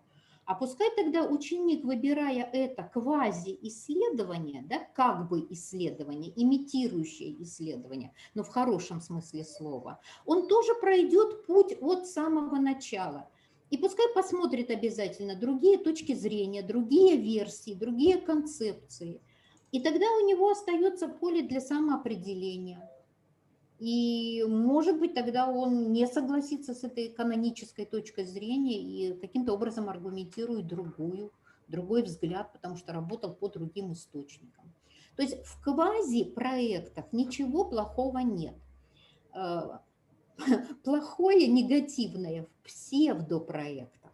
Вот большая наша часть так называемых проектов, они псевдопроекты. Да? На самом деле они не проекты, и близко там к ним не стоят, вот с такого рода бумажками, что кому когда сделать. но выдают себя за настоящих. То есть Ну вот слово «квази» – это замещение, да, как бы сейчас помогающее, подражающее. И в учебной деятельности они имеют право быть, но пускай открывают, пускай смотрят, пускай сверяют потом с мнением ученого. я считаю тоже, что я называю это учебное исследование, то есть то исследование, которое обучает школьника вести исследовательский потому что компонент. самое главное, чтобы он не новую вакцину открыл, да, уйдем с исторической темы, а чтобы он просто прошел тем же путем, что делает Да, то есть вирусолог там, или кто еще. посмотрел, во-первых, вот как есть вот в пособии у Евгения Евгеньевича и Ольги Юрьевны ремесло историка. Для нас очень важно в учебном исследовании показать элементы исследовательской деятельности. Даже потому что, посмотрите, да, элементы и систему. методы работы. Это получается взять источник, проанализировать его, почему бы и нет. Это, например, у нас почему-то мы очень любим глобальные темы, а вот, например, история одной фотографии очень редко бывает, потому что как раз чем мельче тема, не мельче, как сказать, чем меньше объект, тем сложнее работать, потому что же там же надо вот запросы в архив. Марина Геннадьевна, а вы откройте, пожалуйста, вот этот вот в конце, не сертификат, а свидетельство, да? Ведь вот это была та самая ситуация. Девочка Ярослава с бабушкой перекладывают свои документы. А вот уважаемая Ярослава, да? Да, это Ярослава. И там есть свидетельство, оно где-то, наверное, самое последнее. Вот там есть фотография этой прапрабабушки, можете показать. Свидетельство Надежды Петровны Жигало об окончании Омской. Да, покажите, как его выглядит. Вот смотрите, нет, а вы подержите, а я два слова скажу. Вот что находит Ярослава и бабушка? Они находят вот этот пожелтевший, смятый, выгоревший документ. И все, да, что дальше со всем этим делать? Начинается вот то самое исследование, которое, конечно, оказывается, воспроизводит труд и других исследователей. К каким книгам обратиться, что почитать, да, в какие архивы написать. И причем написать вот прямо по каждому, вот, бумага, типография. А посмотрите, какая красавица Наденька. Вот почему я говорю об этом, потому что очень многие учителя, они идут по наименьшему пути сопротивления. Поэтому как раз какой-то один источник, один документ, вот этот тот механизм, этапность работы, как раз это позволяет показать школьнику, что необходимо делать в том или ином случае. Да? Во-первых, алгоритм выработать, да, там, в архив школьников одних не пускают, то есть с учителем сходить в архив. Ну, наш, сейчас в связи с пандемией архив не работает, но раньше наш архив Республики Бурятия пускал. Теперь они даже проводят мастер-классы, как искать вот эту генеалогию, родословную и так далее, потому что тоже очень важный элемент, вот, например, одно письмо с фронта, например. Если там каждому слову причитываться, там вообще можно очень много открыть горизонтов. Вот это я имею в виду под учебным исследованием, когда мы работаем с каким-то документом. Или история школы, допустим. Да, вот, например, я писала в прошлом году дипломную работу ученицы, так она собрала под 25 страниц воспоминаний каждого директора, который в этой школе был директором. Так и потом же директор, который нынешний, вот сейчас ищет деньги, чтобы опубликовать нашу дипломную работу в виде истории школы, потому что такой работы никто не проводил. А каждый директор, она ему написала 25 вопросов, они, конечно, начинали отвечать на вопросы. А потом, когда вспоминали, как они работали, ведь очень многих вещей современных, вот, например, я даже с своей младшей дочерью разговариваю, она очень удивляется тому, что было раньше. Вот ей 24 года, она говорит: мама, ну-ка расскажи, а как вы к этому относились? Вот война в Чечне, вот вчера мы целый дискутировали, а как народ вообще относился, как люди, вот, как лично ты. Вот ей это интересно, я никогда не думала, что... Вот, понимаете, поэтому вот со школьником, вот исходя из того, что как раз Ольга Юрьевна говорила, вот учебное исследование, оно, конечно, высший пилотаж, но это еще немножко другое, как сказать, там, другое отношение к самой деятельности. Вот я сейчас, например, у нас в Республике Бурятия занимаюсь тем, что хочу сформировать пул экспертов. Почему? Потому что я уже обратила внимание, школьники, приходящие в наш университет, проводят две конференции. Национальное достояние России – это региональный этап Всероссийской конференции. И второе – это конференция, это чтение Вернадского.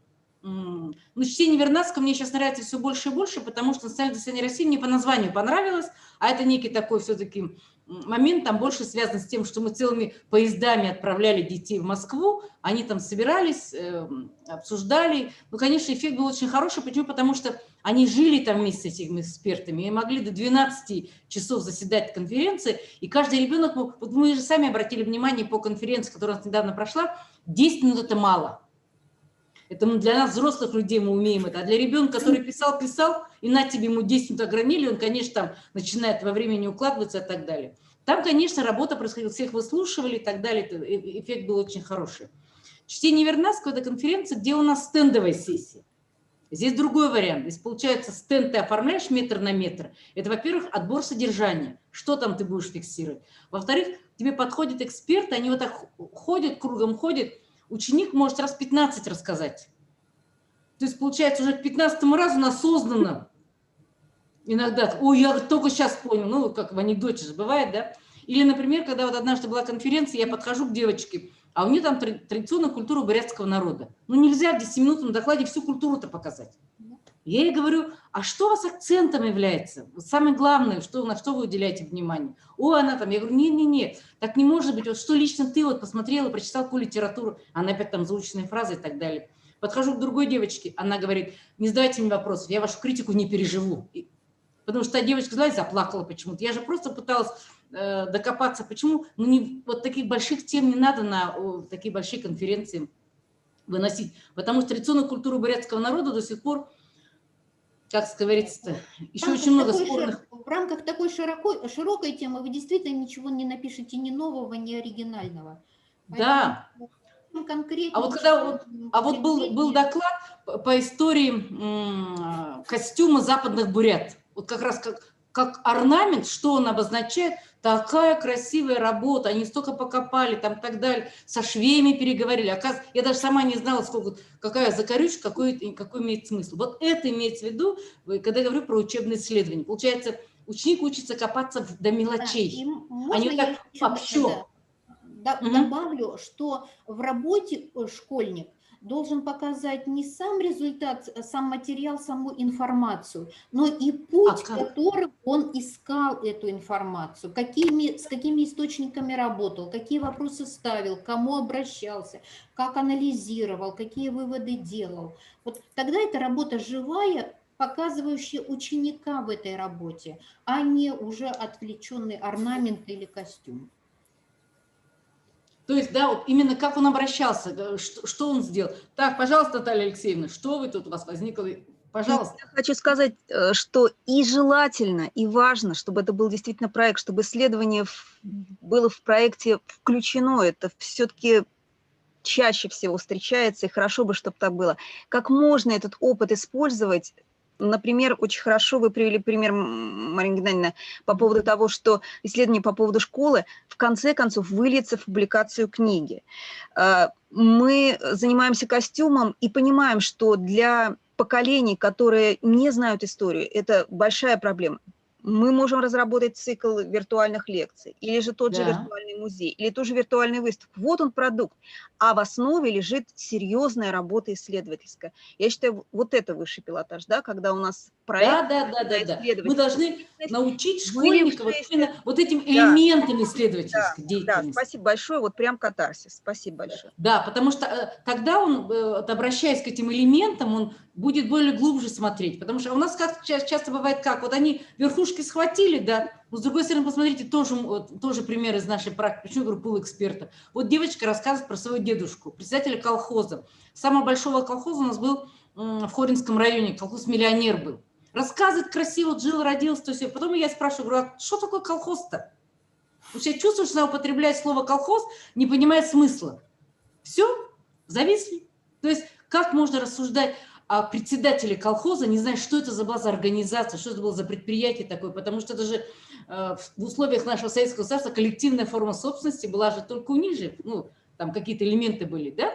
Или вот у нас был тоже один ученик, который писал про гражданскую войну. Почему-то он взял 2 бурят, которые были белогвардейцами. Зачем он это взял, я так не поняла. Первый раз, когда у него было. Он так что-то про них рассказал, там то все 5-10, и как-то так это все. Через В этот год у нас вышло, по письмам от одного из этих белогвардейцев, вышел спектакль в бурятской драме. Там их этот спектакль еще консультировали специалисты из нашего Сибирского отделения Российской академии наук. И вот после этого мощная дискуссия была у нас в прессе, в нашей бурятской прессе, что как так, зачем про него спектакль снимать, там фильмы снимать, спектакли показывать, пьесы писать и так далее. И вот он после вот этого, насмотревшись там, почитавший тут, каким он образом попал в архив, я так и не поняла, потому что с учителем потом не удалось поговорить. Он написал сногсшибательную работу. Мнение, вот понимаете, с точки зрения его возраста, его ощущений, его непонимания, что было в Советском Союзе, вот это белогвардейское вот это движение, он просто его там письма где-то нашел и так далее. Вот с этим он докладом занял первое место на всероссийском уровне и выступал в Совете Федерации. Я еще смеялась, надо же, говорю, про кто мог подумать про бурятских белогвардейцев, в Совете Федерации слушают доклад, да, вот тоже вот момент, когда вот этот, как вы говорите, катарсис произошел у ребенка. Поэтому вот это тоже очень интересно, почему? Потому что руководил им вообще не историк, а учитель военного дела. Вот это тоже может быть какими-то вот этими моментами состыковки. Поэтому вот здесь я еще раз говорю вот про то, что мы с вами говорим, дети пишут. Но у нас еще пул экспертов очень разный, потому что люди очень по-разному воспринимают ситуацию. Вот у нас был доклад, написанный девочкой про историю Ордынских игр.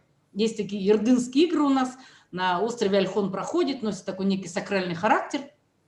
Про них все знают. Она выступала на конференции, там все так далее, но ей там какое-то место дали, потому что очень активная социальная девочка. Я еще покритиковала маленько, она уехала и на всероссийском уровне заняла первое место. И мне папа ее говорит, вот, вы ничего не понимаете, а ее там на первое место заняла. Я потом думала, жюристом была Жуковская Наталья, вы знаете, монголовед же, да? Я потом ее спрашиваю, а что вы первое место ей дали? Она говорит, Марина, я не могла их с ними поспорить. Они-то все члены, эксперты, первый раз про Ордынские игры слышат. Я-то про них знаю, они первый раз слышат. Ой, открытие она сделала, такие Ордынские игры, давайте ей первое место дадим. Понимаете, вот это тоже региональный компонент, когда неизвестен, наверное. И вот папаша с искренней мыслью, что я ничего не понимаю, до чего забежала. Поэтому вот это тоже, видите, поэтому пул экспертов тоже должен быть примерно такой какой-то одинаковый, который, правильно говорит, не сам может быть результат здесь. Вот чем отличается исследование еще от проекта, может быть, и чем. Потому что здесь важен путь. Да, вот как это происходило, чтобы ребенок понимал, что он проводит исследовательскую работу. Я уточню, что даже если школьники делают творческие, ролевые проекты, то они все равно к этому проекту прилагают паспорт. И вот в этом паспорте тогда они описывают замысел, цель, результаты, которые они отнесут к себе. То есть они танцуют, поют, играют, но бумага, сопровождающая этот игровой проект, прописывает вот эти... Прописывает, да. Вот это очень важно. Поэтому, дорогие коллеги, вот я, в принципе, не будем закругляться, наверное, потому что вот все-таки написать работу тоже очень сложно у вас задача. Просто я еще хочу сказать такой один момент. У нас вот есть такая на всероссийском уровне общественная организация «Исследователь», которую возглавляет Леонтович Александр Владимирович. Сейчас он является директором университетской гимназии при МГУ имени Ломоносова. Он психолог, по кандидат филологических наук, но он больше технический, конечно, технарь он по образованию, у него такой технический подход, конечно, больше к этому. И я понимаю, что провести исследование по биологии, по химии гораздо проще, чем по истории, потому что вот они вот то, что сделали там, как сказать, то есть это можно пощупать, да, вот эту муху там они посмотрели, кого-то там и так далее, что-то они делают, это все. У нашей нет вещи, как наша наука в этом сложнее. И поэтому вот у нас есть каждый год, мы проводим конференцию в ноябре, она так и называется «Учебно-исследовательская деятельность». Ольга Юрьевна как-то принимала участие, мы так и до сих пор проводим каждый ноябрь. И вот там как раз опыт учителей, как они проводят исследования на уроках, исследования внеурочной деятельности. Вот там такой большой опыт они превозносят, есть такие сборники статей. В этом году мы провели конкурс исследовательских уроков первый раз. У нас он получился межрегиональный. И тоже достаточно очень интересно, но самое заключается в том, что не все учителя преподносят это как исследовательский урок. Они просто проводят, как урок, где есть проблема, и вот как будто бы это исследование. Поэтому мы там тоже после этого проводили семинары, итоги подводили, показали, что не все уроки представлены на конкурс, это были исследовательские уроки. Но провести в чистом виде исследовательский урок тоже очень сложно. Вы понимаете, но когда вот есть даже замысел, как вот мы сейчас говорим, это уже есть хороший вариант. Вот мы тоже сейчас эти уроки собрали, раз они провели, мы их тоже сейчас отдали по типографию. Если вам интересно, я потом могу разослать PDF-формат, ну, это когда это сейчас все сделать, типографиями, этот PDF-формат, чтобы могли посмотреть, насколько там, потому что там тоже были несколько уроков интересных из Челябинска по истории, как раз по региональной истории были несколько уроков, что тоже очень можно полезно. И еще третий момент, который мне хотелось сказать по исследовательской деятельности, вот по этому образу и подобию мы хотим с Ольгой Юрьевной сделать дискуссионный клуб. У нас каждую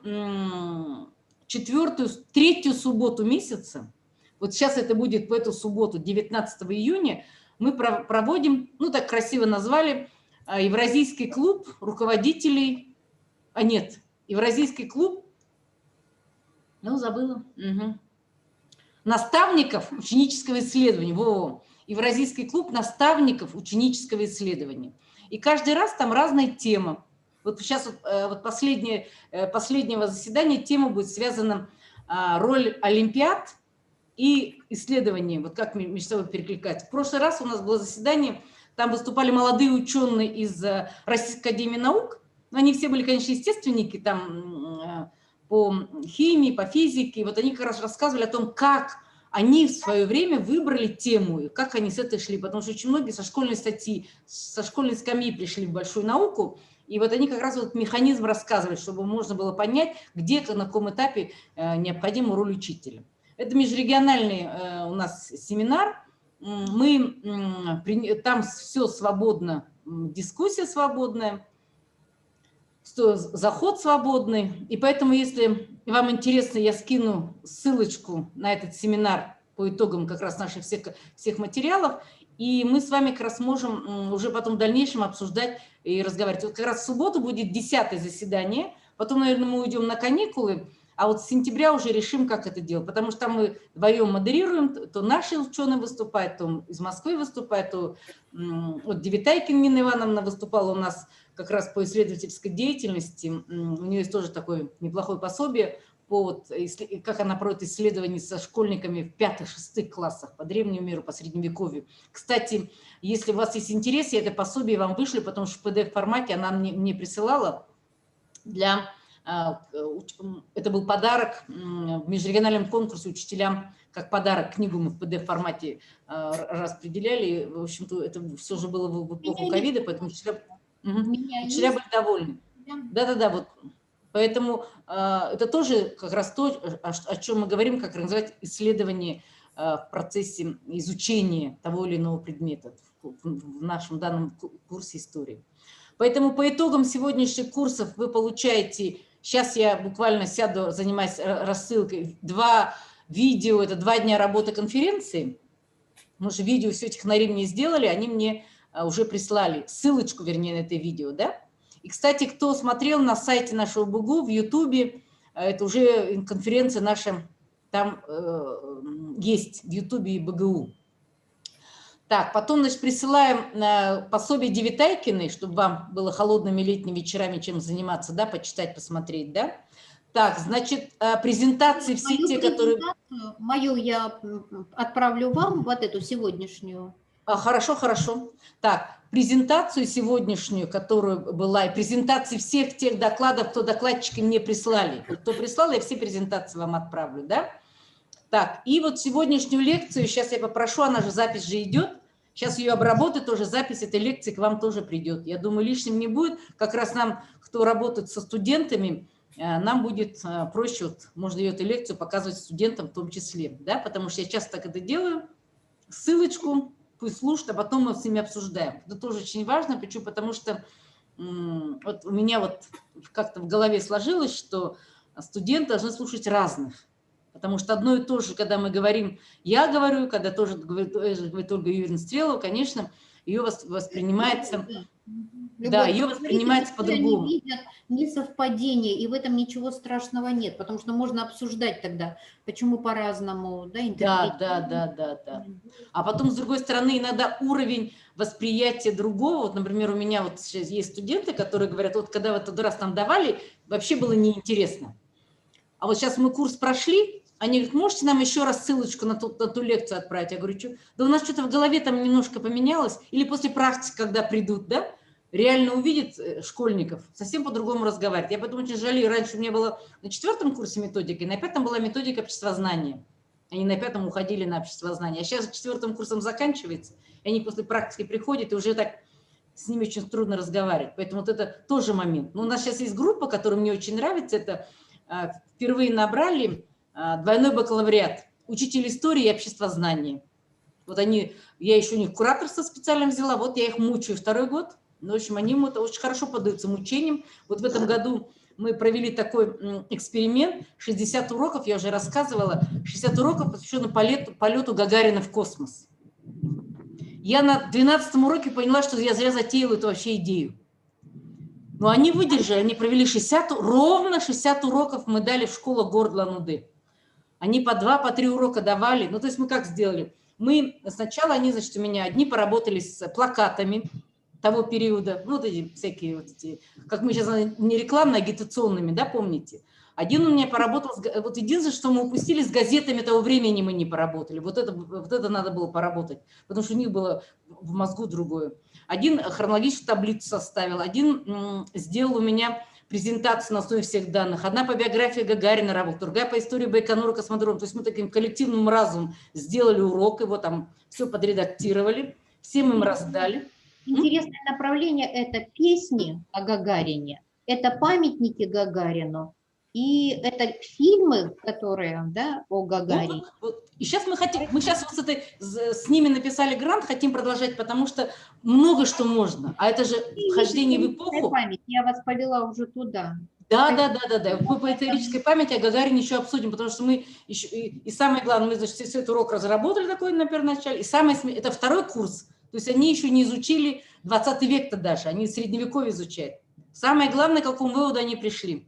Во-первых, они говорят, вот у меня 2 самых балбеса есть, но они такие, как красивые такие балбесы. Высокие, спортсменистые, с рыжими волосами, там это один крашеный такой, значит, это 2-й футболист такие. Вот они забежали на урок, что попало, несли, потому что там же, я спрашиваю потом же, выходит, я говорю, ну как вам, как урок-то провели? Они говорят, Марина Геннадьевна, наверное, хорошо. Я говорю, почему наверное-то? Потому что с нами все пытались фотографироваться. Я говорю, так вы же не кинозвезды же.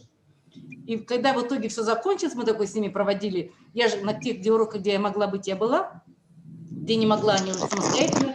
Мы там мы сделали вот такие медальки. Сейчас покажу даже.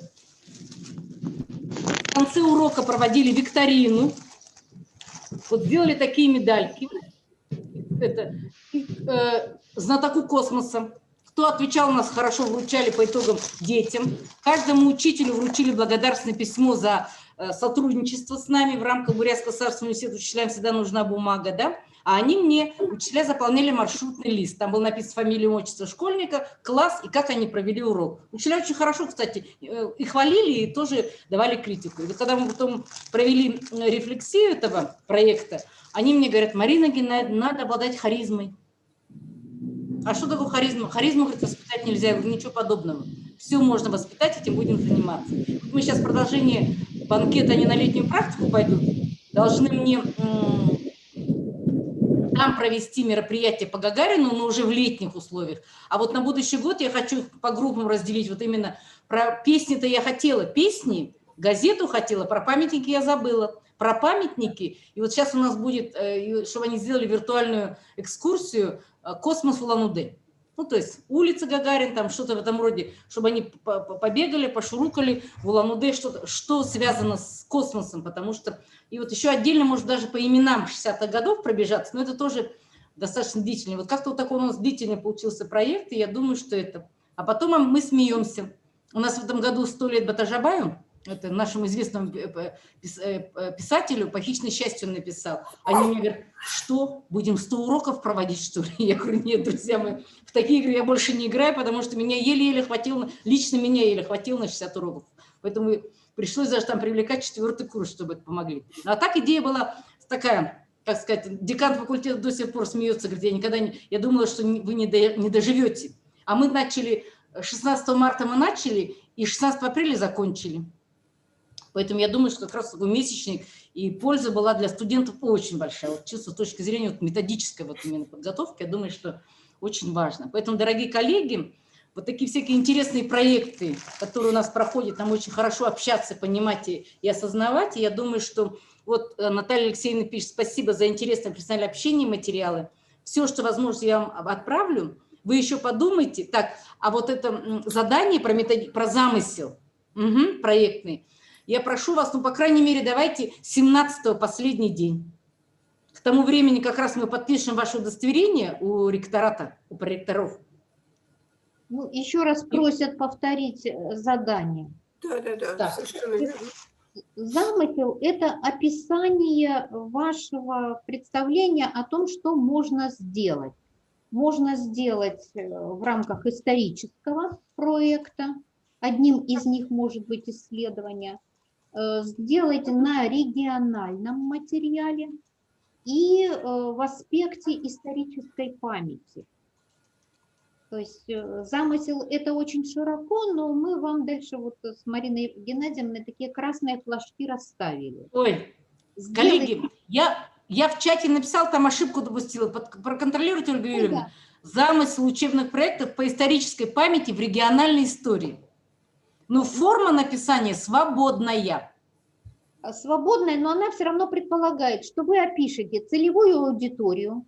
То есть одно дело это 10-11 класс, другое дело это 5-6. Да? Выберите целевую аудиторию школьников, выберите, ну, во-первых, сам какой-то или сюжет, или историческая личность, или артефакт, от которого, да, можно, потому что любое незнакомое событие, любая личность, любой документ, вот так же, как свидетельство про прабабушки, это сначала абсолютно белый лист, мы ничего о нем не знаем. Мы практически, может быть, даже сначала и не понимаем, чем этот документ может быть интересен. И то, что ложится в основу вашего замысла про будущей проектной работы, оно связано с региональной историей и по возможности в направлении исторической памяти. Я бы переставила все равно региональная основа, но направление историческая память, вот в таком варианте. И тогда еще раз, да, целевую аудиторию вы назвали, описали, вот, на основе чего все это будет создаваться, может быть, из описания артефакта или исторической личности уже понятно, да, это личность регионального масштаба или это документ, связанный с региональным прошлым.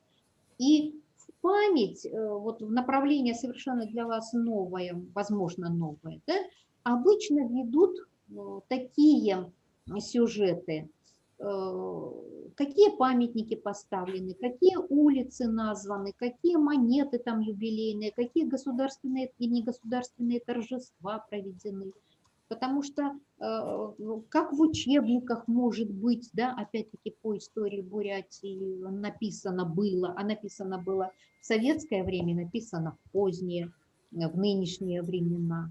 То есть заведите носителей памяти, самых разных, и созданных раньше, и созданных сейчас.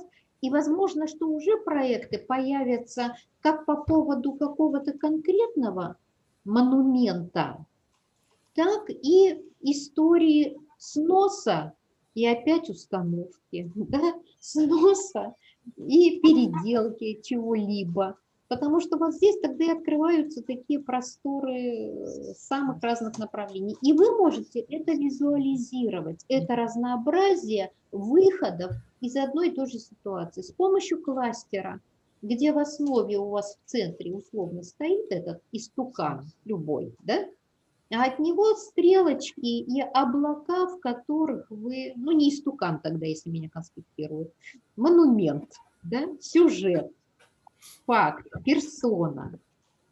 А от нее уже линии, какими это могут быть проекты. Ну, например, если в центре монета, то одно из направлений нумизматическое. Да? Другое направление может быть каким-то страноведческим по направлению, в каких странах, какие монеты, да, вы, в том числе у вас Бурятия, Монголия, да, вот уже сопоставление каких-то общих фигур. И исследование будет носить сравнительный характер, потому что вы будете сравнивать, да, календарь или отношение к тому или иному историческому деятелю в разных странах. Ну или, например, вот улица Сухобатора. У нас есть вот как раз находится общежитие у нас. Сухобатор в Монголии, Сухобатор... Даже опрос спросить, кто такой Сухобатор. Я думаю, что половина живущих на этой улице уже не помнит, кто такой Сухобатор. То есть вот мы с вами начинаем уже заполнять вот эти направления, которые могут быть самыми разными. И тогда мы решаем проблему, когда слишком широкая тема ученику непосильна, но если 5 учеников, да, с 5 сторон, да, посмотрят на одну и ту же тему, она более или менее будет представлена вот в таком калейдоскопе направлений. Но это не просто такое упражнение ради упражнения. Это называется научно дивергентное мышление, способность к дивергентному мышлению. Дивергентное мышление очень важное на этапе организации творческой деятельности, когда человек способен сразу дать в нестандартной, неопределенной ситуации сразу несколько разных вариантов действий. И уже потом отбирать вот по компетенциям, новым грамотностям, креативное мышление – это ключевая позиция. Уметь сначала увидеть это в многообразии, а не ухватиться сразу за единое и единственное. А потом уже дальше выбирать. И это как раз будет понятно вот и нам тоже, потому что все работы, которые вы пришлете, я перешлю Ольге Юрьевне, и мы посмотрим, потому что здесь вот ощущение того, что насколько мы с вами все-таки плодотворно поработали вот в эти дни. Напомню, что в моей презентации есть фотография такого бумажного листа ватмана, где учителя заполнили 4 разных проекта, развернув учебник на одной странице. Вот примерно тоже, к тому же я вас толкаю, но только там был формат табличный и четко цели, задачи, этапы. А у вас более свободный, пока описывающий. Да, описывающий. Ну, целевая аудитория, вот замысел сам. Обязательно, потому что да. На чем будет основываться вот этот артефакт, описание его, и уже потом какие замыслы. Да. Один будет проект тем, это хорошо, несколько, это тоже ваше право. Но я говорю, чтобы мы как раз и настаиваем на том, чтобы было несколько выходов. Да? Вы ожидали, что 5 учеников увидели. Нет, я имею в виду несколько, то есть тема одна, несколько взглядов. Правильно? Несколько подходов. Да, несколько подходов. Да. Вот этот момент, потому что вот как нам показывает сегодняшняя история о том, что даже студенты очень достаточно вот однобоко смотрят. Я же вам приводила пример на когда у нас ЕГЭ, один вариант ответа, да, один правильный ответ, один и так далее. Везде один. Одна партия. Я приводила же пример, когда мы были в Улан-Баторе. Для меня было показательным моментом, когда студенты бегали по музею и искали дату 1380 год. Понимаете? Я даже тогда не задумывалась, когда впервые вот возникла, да, другая страна, другая история, хотя они соседи рядом с нами. Второй момент у меня...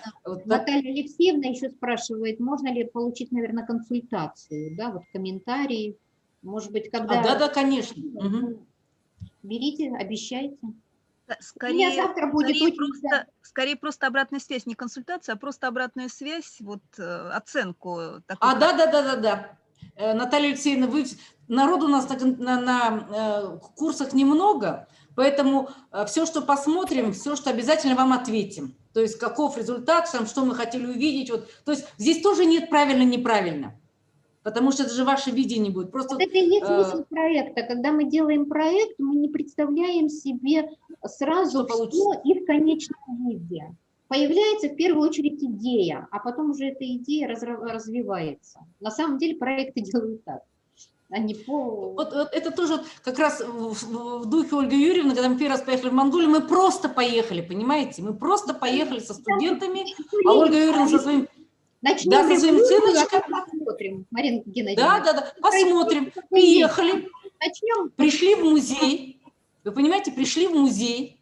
Мы с Ольгой Юрьевной там по музею ходим, все изучаем. Выходим, а они сидят на лавочке, это когда будем кушать. И нам охранник-то сказал, такой пожилой монгол, он говорит, так они ваши давно уже ушли, ребята, так вы что здесь все вроде бродите? Мне что-то так, я так рассердилась, БГУ деньги выделила, а эти сволочи не хотят даже по музею ходить смотреть-то. Ну и вот мы всю ночь с Ольгой Юрьевной думали задание, запустили их второй раз в музей, потом вечером приходим, они там целый день бегали, понимаете, потому что столько заданий они получили. Там эти самые молодые... Мы были первыми, кто придумал ночь в музее, на самом деле. Да. И вот они бегали. Самое главное, вот этот, что 1310 год нету, а мне даже в голове такого не было, понимаете? Вот это тоже ощущение вот того, что... У вас Нолев же сделал чудесный доклад по состоянию, а Нолев тоже был... Вот. Он как раз в этом русле и как раз рассуждал. А вот Нолев это был тот студент, который с нами тогда еще ездил, понимаете? Вот сейчас кандидат наук, молодой, в принципе, я так думаю, что тогда уже повлияла на его мозги вот эта поездка. Нет, так, ну хорошо, дорогие коллеги. На университет дайте, пожалуйста, в чате ссылку на ваш Сейчас я напишу это, так, сейчас ссылочку. Марина Геннадьевна и коллеги, я благодарю вас за такой интересный разговор. Можно я уже попрощаюсь? Хорошо. Все, Ольга Юрьевна, договорились? Ага, ждем. Да. До свидания. Я вам напишу. И хорошего лета. Не забудьте, что еще лето. У нас такой дубак, я то снимаю костюм, то одеваюсь. Приезжайте на восток, здесь тепло. Спасибо, Ольга Юрьевна, большое. Угу. Спасибо. До новых встреч, думаю, что мы еще встретимся. Встретимся. Ой, а где буква Б у меня?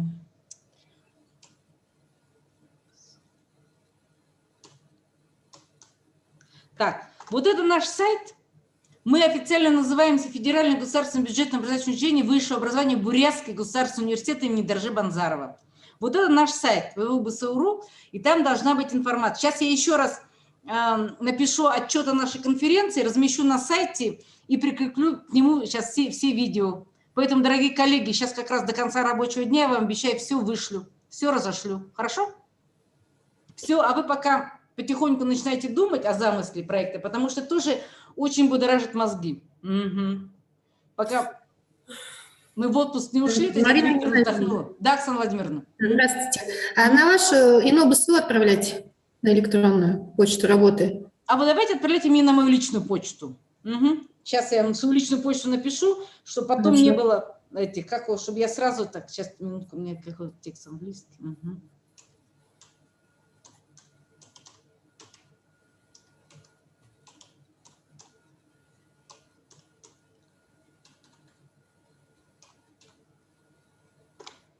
ТС Будаева, @mail.ru, это моя личная почта. Угу. Все какие вопросы, что непонятно, вы спрашиваете, я обязательно на электронную почту точно отвечу. Чат, Марина Геннадьевна, в чат отправьте почту. В чат. Вот я отправила. Я не вижу. Не отправила. Ой, сейчас, друзья мои, сейчас. Я отправила. Все, сейчас все отправлю. Угу. Так, копировать. Угу. Все. Угу. Все, там как раз этот адрес нашего сайта и моя электронная почта. Угу. Так, поэтому, коллеги, кто что непонятно, спрашивайте. Я вам пришлю еще ссылочку на наши субботние посиделки. Они маленько неудобны в субботу, но всем, там по московскому времени мы их проводим, получается, у нас это 3 часа дня, а в Москве 10 часов. Поэтому... Все, что... И еще мне отправил ссылочку на это пособие в Вайбере Вяземский, я вам тоже все отправлю. Угу. Марина Геннадьевна, хотела вам выразить огромную благодарность. Все мероприятия, которые вы проводите, отличаются, во-первых, невероятным, комфортным, таким... Вот такая атмосфера просто не столько... исследовательская, сколько теплая, душевная. Это очень важно, это очень помогает по работе. Спасибо вам огромное. И во многом пытаюсь обязательно участвовать именно благодаря тому, что хочется еще раз встретиться вот в этой обстановке. Спасибо вам большое. И, безусловно, очень интересные материалы. щедрость, которой вы отличаетесь. Спасибо большое. И, естественно, всем спикерам, которые были на конференции. Интересно, достойно, познавательно, проблемно. Спасибо вам большое. Приглашайте. Спасибо, Наталья Алексеевна, на добром слове. Но вот вы все уже попадаете в нашу же рассылку уже, поэтому все, что касается историки, мои сотрудники просто уже не глядя отправляют, поэтому не всегда это бывает от меня, потому что это рассылка наша такая общая уже. Поэтому спасибо, что вы попали в нашу круг, наше общение. Во-вторых, мы с вами же хотели провести мероприятие для школьников, что-то по национальным, поэтому... Это мы Да, сами на самом деле я не оставила эту идею, сейчас я рассматриваю эту идею. Вот. Давайте подумаем. Да. Давайте подумаем. Я так думаю, надо за лето продумать механизм, распространить по школам, но хотя бы давайте, вот у меня есть в Бурятии, считайте, у меня в Мордовии есть такой же коллега, получается, в Татарстане, в Калмыкии, ну, если имеют национальные республики, да? Да. Да. Национальной республики я имею в виду. Ну, еще остальные найдем. Вы же знаете, что это как по сетевому маркетингу. И вот надо просто как-то красиво обозвать, распространить и тоже в зуме сделать. Вот так же можно, вот как мы делали на один день 5-10 докладов, другой день растянуть там на некоторое время. Мы даже в каникулы, в осенние, давайте в каникулы осенние спланируем. Марина Геннадьевна, я вам еще пришлю вот свою разработку, я там уже продумала отдельные, ну даже я это не секции называю, а поскольку это все-таки в рамках форума, это определенные такие платформы проектные, и посмотрим, что можно сделать, если это будет дистанционно в Zoom. Мне кажется, все реально. Я готова, наверное, уже когда у нас чуть пройдет сейчас вот эта пора экзаменационная. Сейчас сессия у нас тоже. Да, это тяжело сейчас очень. Прям разрываешься. Спасибо. Спасибо, Марина. Еще, Наталья Алексеевна, у меня тут возникла идея, потому что здесь у нас Татьяна Викторовна как раз находится. Вот какой-то надо телемост организовать между нашими студентами. Да, это вообще будет классно. Да, мероприятие, согласна. Да, вот еще пока, может, мы сделаем Иркутск, Улан-Удэ, отрегулируем с Татьяной Викторовной, потом вас пригласим. Потому что мне иногда за моих студентов бывает стыдно, они путно говорить не умеют. Ну ничего, научим их, отрепетируем их. И вот тогда что-то вот такое может тоже сделать, да? Я прям двумя руками за, я считаю, что это будет очень хорошее мероприятие. И вы знаете, сейчас не вспомню, к сожалению, кто у нас был спикером, но я посмотрела на YouTube вот эти вот 2 урока, которые были подготовлены студентками. Это Юлия Дика, это моя аспирантка. Да, передайте большое спасибо, я скачала для себя, и, собственно говоря, поскольку это выложено, я покажу своим студентам, и, собственно говоря, я хочу сказать, что для нас иногда кажется, что вот мы такие крутые, да, вот мы здесь все такие креативные. Мне очень понравились ролики, очень, и на самом деле сам подход, сама идея. Поэтому вот и за это спасибо. Вот это те ребята, которые 60 уроков-то повродили по Гагарину. Они сначала вот это мне делали, 60 уроков провели, сейчас мы с ними еще новые проекты придумаем. Поэтому вот это та группа, которая учитель истории обществознания будет. Они первые у меня после длительного времени, поэтому вся моя нерасплесканная методическая душа у них. Они, гады, правда, меня боятся уже теперь, но ничего, доучимся с ними. Нет, очень здорово, очень здорово. Да, мне тоже эта идея понравилась. Это Юля придумала, она пишет диссертацию по вот этому дистанционному что-то обучению, на них эксперименты ставят. Я ей передам обязательно, она как раз сегодня ко мне забегала, я ей передам обязательно. Так, все, спасибо всем большое. Значит, мы еще с вами на связи. Как только, кстати, вы отправите свои работы, внизу припишите свой почтовый адрес с индексом, что мы вам отправили ваше удостоверение. Именно почтовый адрес. Сейчас почта хорошо работает, все можно отследить, поэтому, чтобы мы вам отправили удостоверение. Поэтому они сегодня-завтра находятся на подписи, а как раз к 17-му будут готовы. В учетных карточках. В учетных карточках же есть адреса.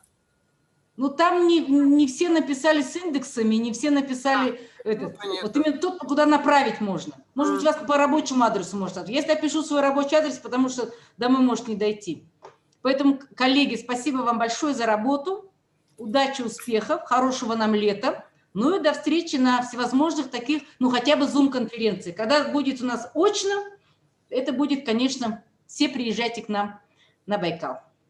Спасибо огромное. Спасибо большое. Спасибо. Всем хорошего дня. До Всем свидания. пока, всем хорошего дня. Спасибо. До свидания. Мгм.